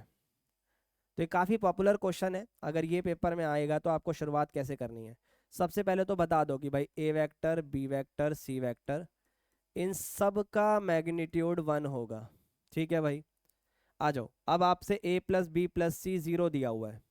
मैंने कहा था ना कभी इस तरीके की चीज आ जाए तो आप इससे शुरुआत कर सकते हो। इसको स्क्वायर कर दिया तो स्क्वायर करते ही ये चीज कितनी बार आएगी सर? 2 बार आएगी। सुनते जाना, डॉट प्रोडक्ट में 2 बार आएगी। अब एक बात बताओ, a प्लस बी प्लस सी कितना है सर? 0 वेक्टर, तो उसका मैग्नीट्यूड भी 0 ही होगा। यस। अब इनको डॉट प्रोडक्ट करो, a को तीनों के साथ करो तो a फिर ए बी फिर ए सी, वेरी गुड। फिर b को सबके साथ करो, बी ए बी बी और बी सी। ठीक है भाई। फिर c को सबके साथ करो, सी ए सी बी और सी सी। अब मैंने आपको क्या कहा था कि भाई अगर a डॉट ए होता है तो इसका मतलब मैग्नीट्यूड का स्क्वायर, b डॉट बी होता है तो b के मैग्नीट्यूड का स्क्वायर, c डॉट सी होता है तो c के मैग्नीट्यूड का स्क्वायर। ये भी हो गया, ये भी हो गया। अभी हमने सीखी है प्रॉपर्टी डॉट प्रोडक्ट में, क्रॉस में नहीं, कि अगर ए बी बोलो या बी ए बोलो सेम ही बात होती है, हाँ या ना। अब हमें ए बी चाहिए तो यहाँ तो ए बी है, इसको भी तो ए बी बोला जा सकता है। यस सर, तो ये 2 बार ए बी आ गया। ऐसे ही इस बी सी को और इस सी बी को बी सी बोला जा सकता है तो 2 बार बी सी आ गया। पर अगर ये क्रॉस प्रोडक्ट होता तो ये 0 हो जाता, लेकिन अभी ऐसा नहीं होगा क्योंकि डॉट प्रोडक्ट है। फिर सी ए बोलो या ए सी बोलो एक ही बात है, तो 2 बार सी ए आ गया। अब प्लस का ये दोनों इधर आके किसका होगा? माइनस का। सर ए भी माइनस का, बी भी माइनस का, सी भी माइनस का। और इन तीनों में देखें अगर हम तो 2 कॉमन आ रहा है। यस सर, तो अंदर बचेगा ए बी, फिर बचेगा बी सी, फिर बचेगा सी ए। अब यहाँ पर a का स्क्वायर, तो तीनों 1 ही है सर, तो 1 का स्क्वायर 1 का स्क्वायर 1 का स्क्वायर 1, क्योंकि यूनिट वेक्टर है। अगर 3 4 5 दे देगा तो उनका स्क्वायर कर लेना।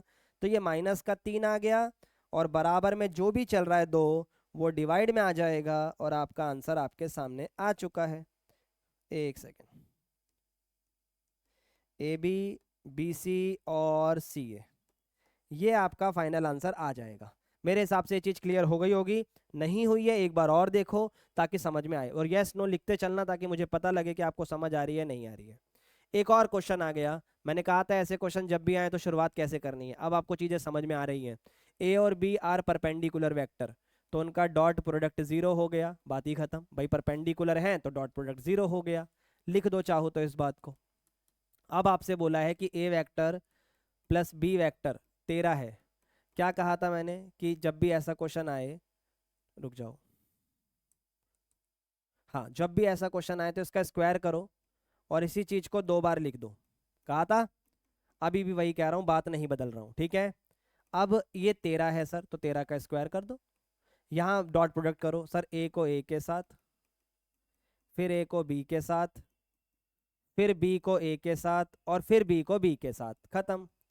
ये भी 0, ये भी 0, क्योंकि दोनों सेम ही है। ए डॉट बी बोलो या बी डॉट ए बोलो एक ही बात है।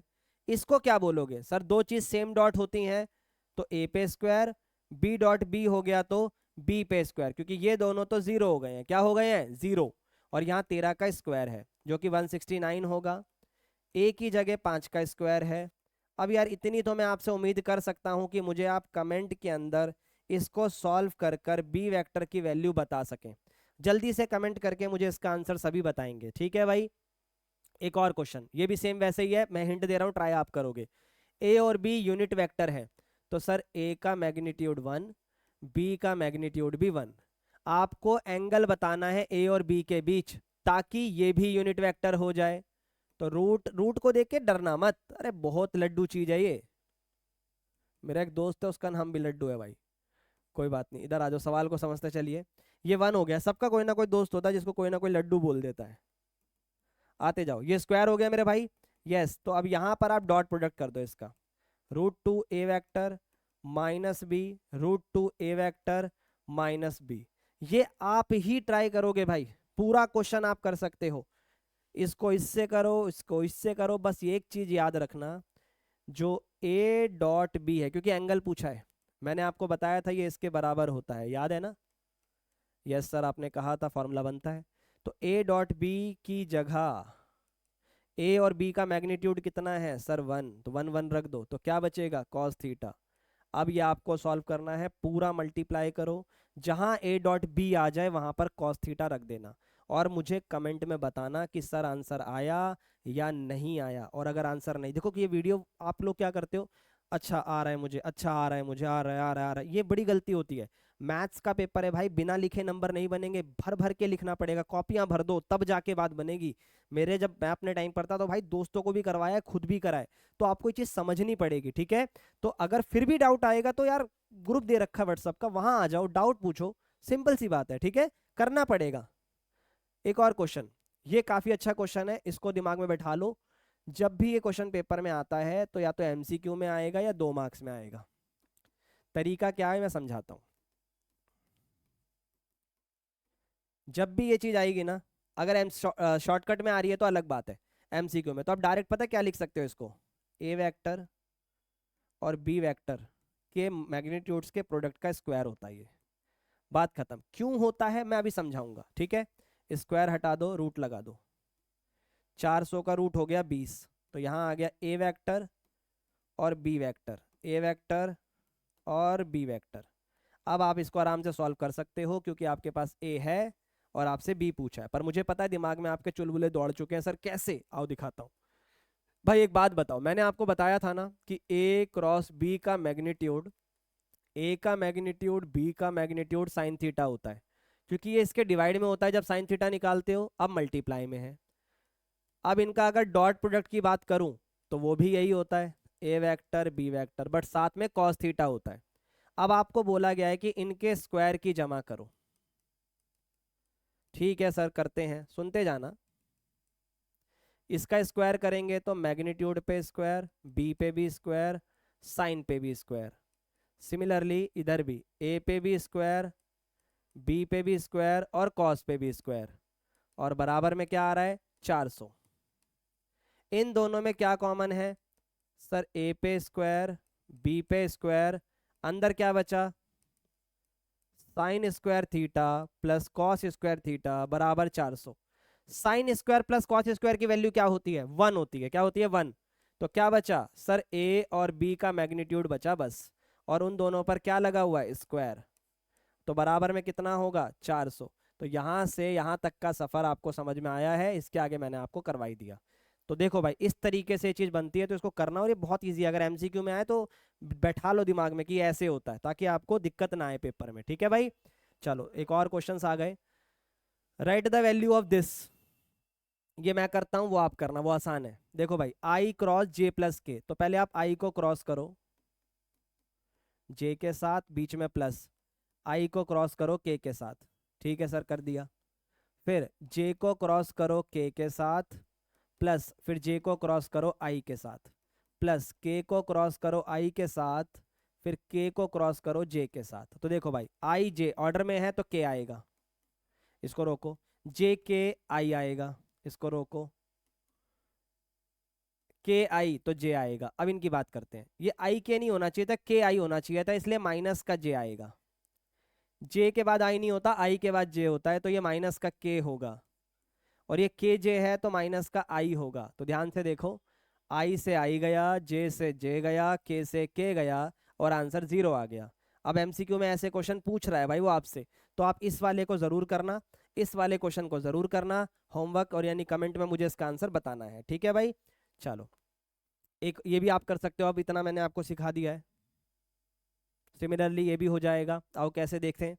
ए बी सी 3 वेक्टर हैं, सच दैट ए का मैग्नीट्यूड बी का मैग्नीट्यूड सी का मैग्नीट्यूड दिया हुआ है, each one of them is perpendicular to the sum of other two. ये लाइन समझो, ईच वन ऑफ देम, जैसे ए वेक्टर है ये परपेंडिकुलर है बी प्लस सी पर, ठीक है, बी वेक्टर परपेंडिकुलर है ए प्लस सी पर,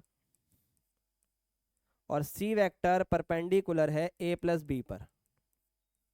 तो अगर हम बात करें कि अगर ये इन पे परपेंडिकुलर है, तो a vector dot B vector plus c vector 0 के बराबर होगा, बी वेक्टर डॉट ए वेक्टर प्लस सी वेक्टर 0 के बराबर होगा, सी वेक्टर डॉट ए वेक्टर प्लस बी वेक्टर भी 0 के बराबर होगा। ये बात समझ में आई। तो अब आपसे पूछा है ये, अभी मैंने ये क्वेश्चन आपको करवाया है कि अगर इस तरीके का क्वेश्चन आएगा तो शुरुआत कैसे करनी है सर, मैग्नीट्यूड पे स्क्वायर लगाओ और इसी चीज को 2 बार लिख दो और फिर इनका डॉट प्रोडक्ट अप्लाई करो। मुझे पूरा भरोसा है कि इसको आप ट्राई करके मुझे इसका आंसर कमेंट में बताओगे, क्योंकि ये अभी ही करवाया है भाई सेम क्वेश्चन पीछे। दिखा दूं क्या एक बार? ये लो भाई, सेम इसी तरीके का है, बस उसकी वैल्यू में आपको वहां 0 दिया था और वहां इस बार उसकी वैल्यू पूछी है, तो यहां पुट करना है आपको। ठीक है, चलो भाई ट्राई करिएगा, आगे बढ़ते हैं। अगला क्वेश्चन। भाई इससे पहले एक सेकंड रुकना, और कौन सा क्वेश्चन है इसके बाद? हाँ ये पहले करते हैं क्योंकि ये इंपॉर्टेंट है। देखो भाई, आपको ए वेक्टर दिया गया है, ए वेक्टर है, बी वेक्टर है, सी वेक्टर है। आपको डी वेक्टर बताना है, ध्यान से सुनना, आपको डी वेक्टर बताना है जो कि परपेंडिकुलर है ए और बी पर। ओके, तो डी वेक्टर जो है वो परपेंडिकुलर है ए पर भी, और वही डी वेक्टर परपेंडिकुलर है बी वेक्टर पे भी। और आपको ए बी और सी दिया हुआ है, और साथ में ही आपको बोला है सी डॉट डी 15 के भी बराबर है, इस बात का भी ध्यान रखना है। तो आप ध्यान से सुनना, बहुत आसान तरीके से करवाऊंगा, हो सकता है आपने इसी तरीके से करा हो। थोड़ा सा पानी पी लेते हैं। और टेंशन मत लेना, इस क्वेश्चन के बाद कुछ क्वेश्चन आपको होमवर्क दूंगा और कुछ और इंपॉर्टेंट क्वेश्चन। एक सेकंड रुक ही जाओ।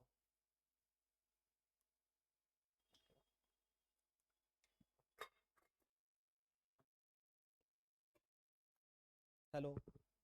हाँ देखो, कुछ क्वेश्चन आपके रोकेंगे, रोकेंगे क्या मतलब, वो जो मैं आपको टॉप 20 क्वेश्चन, टॉप 10 क्वेश्चन अब वेक्टर के करवाऊंगा ना 3D के साथ, तब आप उन क्वेश्चनों को देख लीजिएगा। ठीक है, अभी करेंगे फिर आपको लगेगा भाई बहुत ज्यादा ही लंबी हो रही है वीडियो। ठीक है, तो चलो अब यहाँ ध्यान दो भाई।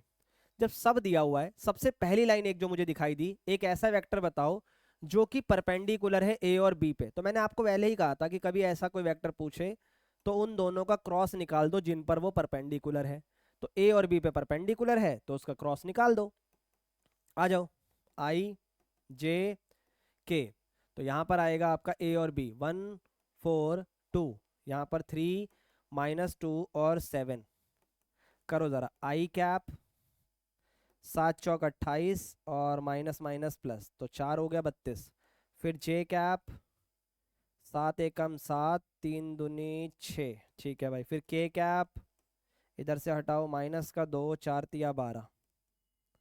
ठीक है भाई, ये आ गया आपका 32 आई एक एक माइनस का जे कैप प्लस माइनस का 14 के कैप। ठीक है, अब ये डी वेक्टर आ गया और बात खत्म, और यही मेरा आंसर है। ये मैं कह सकता था, लेकिन क्वेश्चन ने एक कंडीशन और डाल दी कि भैया उसको जो भी आप निकाल रहे हो उसका सी के साथ जब मैं डी को डॉट प्रोडक्ट करूंगा तो वो 15 भी आना चाहिए। इस कंडीशन को भी दिमाग में रखना है। तो जो मैं बोलूंगा ना यहाँ पर सुनना, तो जो डी वेक्टर है उसके आगे बस आप एक के लगा लो, एक ऐसी स्केलर वैल्यू जो कि इस कंडीशन को सेटिस्फाई कर दे। तो भैया के लगाने से क्या होगा, सुनते जाना। 32 i j 14 k। अब आपको पता के सबके साथ है, ठीक है। अब आपको बोला गया है सी डॉट डी 15 है, तो जरा इनको डॉट प्रोडक्ट करो सी के साथ। तो वहां से उठेगा 2, यहाँ से 32 k, फिर वहां से उठेगा -1, यहाँ से -k, वहां से उठेगा 4, यहाँ से माइनस का 14 k। ठीक है भाई, बराबर में 15 दिया हुआ है, 32 दूनी 64 प्लस के 14 चौके 56 के। ठीक है भाई, माइनस करो, ये 9 के आ जाएगा। तो जो के की वैल्यू है वो 15/9 आ जाएगी। तो 3 × 5 = 15 और 3 × 3 = 9, तो के आपका 5/3 आएगा। तो अब मैं अपना फाइनल आंसर लिखूंगा, डी वेक्टर बराबर 5/3, क्योंकि इस 5/3 के आने से मेरे वेक्टर पे कोई फर्क नहीं पड़ा, बट ये कंडीशन सेटिस्फाई हो गई जो कि क्वेश्चन की डिमांड थी। तो यहां पर आएगा 32i माइनस का जे माइनस का 14 के, बस मल्टीप्लाई कर दो, 32 × 5 = 160, 5/3 जे, 14 × 5 = 70, और ये आपका आंसर।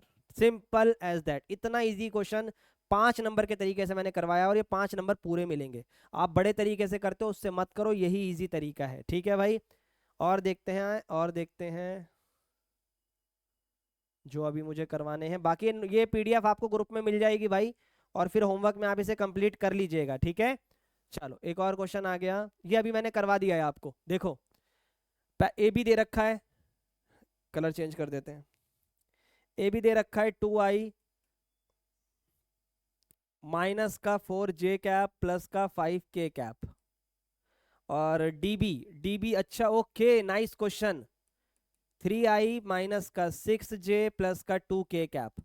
बेटा इसको ए वेक्टर मान लो और इसको बी वेक्टर मान लो, और ये आपका ए प्लस बी हो गया, क्योंकि आपसे बोला है पहले ए डी वेक्टर बताओ। तो इसका मतलब ए वेक्टर प्लस बी वेक्टर बराबर क्या दिया हुआ है सर, ये दिया हुआ है 3i माइनस का 6j प्लस का 2k। अब ए वेक्टर की वैल्यू बताओ क्या है, ए वेक्टर कहाँ है सर, ये रहा 2i माइनस का 4j प्लस का 5k। ये सेम एज इट इज लिख देना। अब बस मुझे इतना बताओ सॉल्व करके बी वेक्टर आएगा या नहीं आएगा, बिल्कुल आएगा। इस वाले में से इस वाले को क्या करना है, माइनस 3 में से 2 को माइनस करा आई कैप, माइनस का 6, ये 4 उधर जाके प्लस का माइनस का 2j प्लस का 5 उधर जाके माइनस का 3k। ठीक है भाई, तो आपके पास बी वेक्टर आ गया। अब आपसे बोला है बी आ चुका है, ए पहले से दिया हुआ है, आपको एरिया ऑफ पैरेललोग्राम बताना है। तो एरिया के लिए क्या फॉर्मूला था भैया, ए क्रॉस बी का मैग्नीट्यूड। तो ये क्वेश्चन थोड़ा अच्छा है, 3 नंबर के हिसाब से है। आप जल्दबाजी में बच्चा क्या करता है, इन दोनों का ही क्रॉस कर देगा। नहीं नहीं, डायग्राम को देखो, आपको डायगोनल दे दिया तो पहले आप ये वेक्टर निकालो, इन दोनों का क्रॉस करो, फिर उसका मैग्नीट्यूड निकालो। समझ में आया? ठीक है भाई, ये आप मुझे करके जरूर यस नो लिखना कि यस सर हो गया, यस सर नहीं हुआ, वट एवर इट इज। ठीक है, चलो एक और क्वेश्चन पे चलते हैं। ये वाला हमने बीच में रोका था, आ जाओ। आपको इस क्वेश्चन को पढ़ना आना चाहिए मेरे बच्चे पहले। अगर आपको क्वेश्चन पढ़ना आ गया तो क्वेश्चन हो जाएगा। स्केलर प्रोडक्ट मतलब डॉट प्रोडक्ट किसका, आई जे के का, किसके साथ, यूनिट वेक्टर के साथ। यूनिट वेक्टर कैसे निकलेगा, sum of this vector, sum of this vector, और वो इक्वल टू 1 है। तो सारी कंडीशंस को मैं एक बार बाइफरगेट करता हूं, समझिएगा। सबसे पहले ए वेक्टर है आई प्लस जे प्लस के, मैंने इसको मान लिया, ठीक है भैया। फिर इसने एक यूनिट वेक्टर बोला है जो कि सम करने से आएगा इन दोनों के, तो इन दोनों को मैं बी और सी वेक्टर का नाम दे देता हूं, जिनसे मेरा डी वेक्टर बनेगा बी प्लस सी वेक्टर। ठीक है भाई, तो लिख दो ना इसको, ये रहा बी और ये रहा सी, इनको प्लस करो। सर 2 के साथ लैम्डा को प्लस कर दो, क्योंकि सम बोला है क्वेश्चन में। क्वेश्चन में क्या बोला है, सम ऑफ द वेक्टर। तो 2 प्लस लैम्डा, 4 प्लस 2 6, 5 में से 3 गया माइनस का 2k, ये हो गया डी वेक्टर। पर क्वेश्चन ये भी नहीं बोल रहा, क्वेश्चन ने बोला है स्केलर प्रोडक्ट मतलब डॉट प्रोडक्ट, किसका, इस वेक्टर का मतलब ए वेक्टर का, किसके साथ, यूनिट वेक्टर के साथ, इन दोनों की जमा करने पर, यानी डी वेक्टर के साथ। यूनिट वेक्टर किसके बराबर है, 1 के बराबर है, ये हमारा सवाल है। तो अगर मैं अब डी वेक्टर का मैग्नीट्यूड निकालूं, 2 प्लस लैम्डा का स्क्वायर, 6 का स्क्वायर माइनस के 2 का स्क्वायर। ठीक है भाई, ये होगा लैम्डा प्लस 2 का स्क्वायर, 6 का स्क्वायर 36 और 2 का स्क्वायर 4, ये हो गया आपका 40। तो लैम्डा प्लस 2 का स्क्वायर प्लस 36 प्लस 40, 40 हो गया। अब एक बात बताओ, ए वेक्टर क्या है सर, आई प्लस जे प्लस के। ठीक है, यूनिट वेक्टर कैसे बनाओगे सर, इस 2 प्लस लैम्डा आई प्लस 6j माइनस का 2k divided by lambda plus 2 और प्लस 40 से डिवाइड। सर एक एक स्टेप पर डिवाइड करें, डायरेक्ट रख सकते हो, यहाँ पर डी वेक्टर रख दो, 2 plus lambda I cap 6j cap minus का 2k cap divided by under root lambda plus 2 का स्क्वायर प्लस 40 और इक्वल टू किसके आएगा, 1 के, जो कि क्वेश्चन ने हमें दिया हुआ है। अब डॉट प्रोडक्ट करो एक एक से, तो 2 प्लस लैम्डा को 1 से करा, 2 प्लस लैम्डा, 6 इंटू 1 6, 2 इंटू 1 2, नीचे आपके पास अंडर रूट में ये है ही, और इक्वल टू में क्या दिया हुआ है क्वेश्चन ने, सर 1 दिया है, और इजी। अब इसको सॉल्व करो, 2 से 2 हट गया, लैम्डा प्लस 6 आ गया, बराबर में अंडर रूट ये आ गया। अब स्क्वायरिंग बोथ साइड कर दो, बेसिक रूल जी, ये सब आपको आता है। इसको स्क्वायर खोलो, a square plus b square plus 2ab, इसको भी खोलो, a square plus b square plus 2ab plus 40, lambda square से लैम्डा स्क्वायर गया, 12 में से 4 गए 8 लैम्डा, यहाँ 40 है, 2 का स्क्वायर 4 है, 6 का स्क्वायर 36 है, 36 और ये 4 8 आ गया, 8 लैम्डा बराबर 8 आया है, 8 से 8 काट दो बेटा, लैम्डा की वैल्यू आ जाएगी 1। आई होप ये चीज़ आपको क्लियर हुई होगी। ये पीडीएफ आपको व्हाट्सएप के ग्रुप में भी मिल जाएगी और टेलीग्राम पे भी मिल जाएगी। तो अगर इसके बाद भी आपके मन में कोई डाउट रह जाए तो बेटा आप पूछ सकते हो। बीच में 1-2 क्वेश्चन आपके लिए छोड़े हैं, ये होमवर्क है, एनसीईआरटी के ही है। एरिया ऑफ आपसे रेक्टेंगल का एरिया पूछा है जो कि पैरेललोग्राम की तरह ही काम करता है। ठीक है, आप इसको वर्टिसेस फॉर्म में बनाओ हमेशा। इसको ए लिख लो। क्या लिखेंगे ए को? सर ये पोजीशन वेक्टर है तो सबसे पहले लिख लो -1, फिर 1/2 और फिर 4। ठीक है, फिर बी को सर 1 1/2 4, फिर सी को 1 माइनस का 1/2 4, और फिर डी को -1 माइनस का 1/2 और 4। Simple as that. इसको करके भी आप मुझे होमवर्क यानी कमेंट्स के अंदर बताओगे। और जितनी भी चीजें मैंने इस वीडियो के अंदर पढ़ाई है, अगर आपको लगता है कि सर इस चीज में डाउट है, उस चीज में डाउट है, you may ask me in the group. आप ग्रुप में आओ, ग्रुप में मुझसे पूछो। और अभी इसके और बढ़िया क्वेश्चंस में टॉप 10 टॉप 20 जितना मेरे से हो सकेगा बढ़िया क्वेश्चन मैं लेकर आऊंगा। फिर भी अगर आपको किसी और चैप्टर में डाउट है, किसी और पर्टिकुलर पॉइंट में डाउट है, किसी पर्टिकुलर चीज में प्रॉब्लम आ रही है, मुझे बताओ, मैं वो दूर करूंगा। फिर मिलते हैं नेक्स्ट वीडियो में। Bye bye and take care guys. चीजें अच्छी लग रही हो तो चैनल को सब्सक्राइब करो, वीडियो को लाइक करो। Bye bye guys.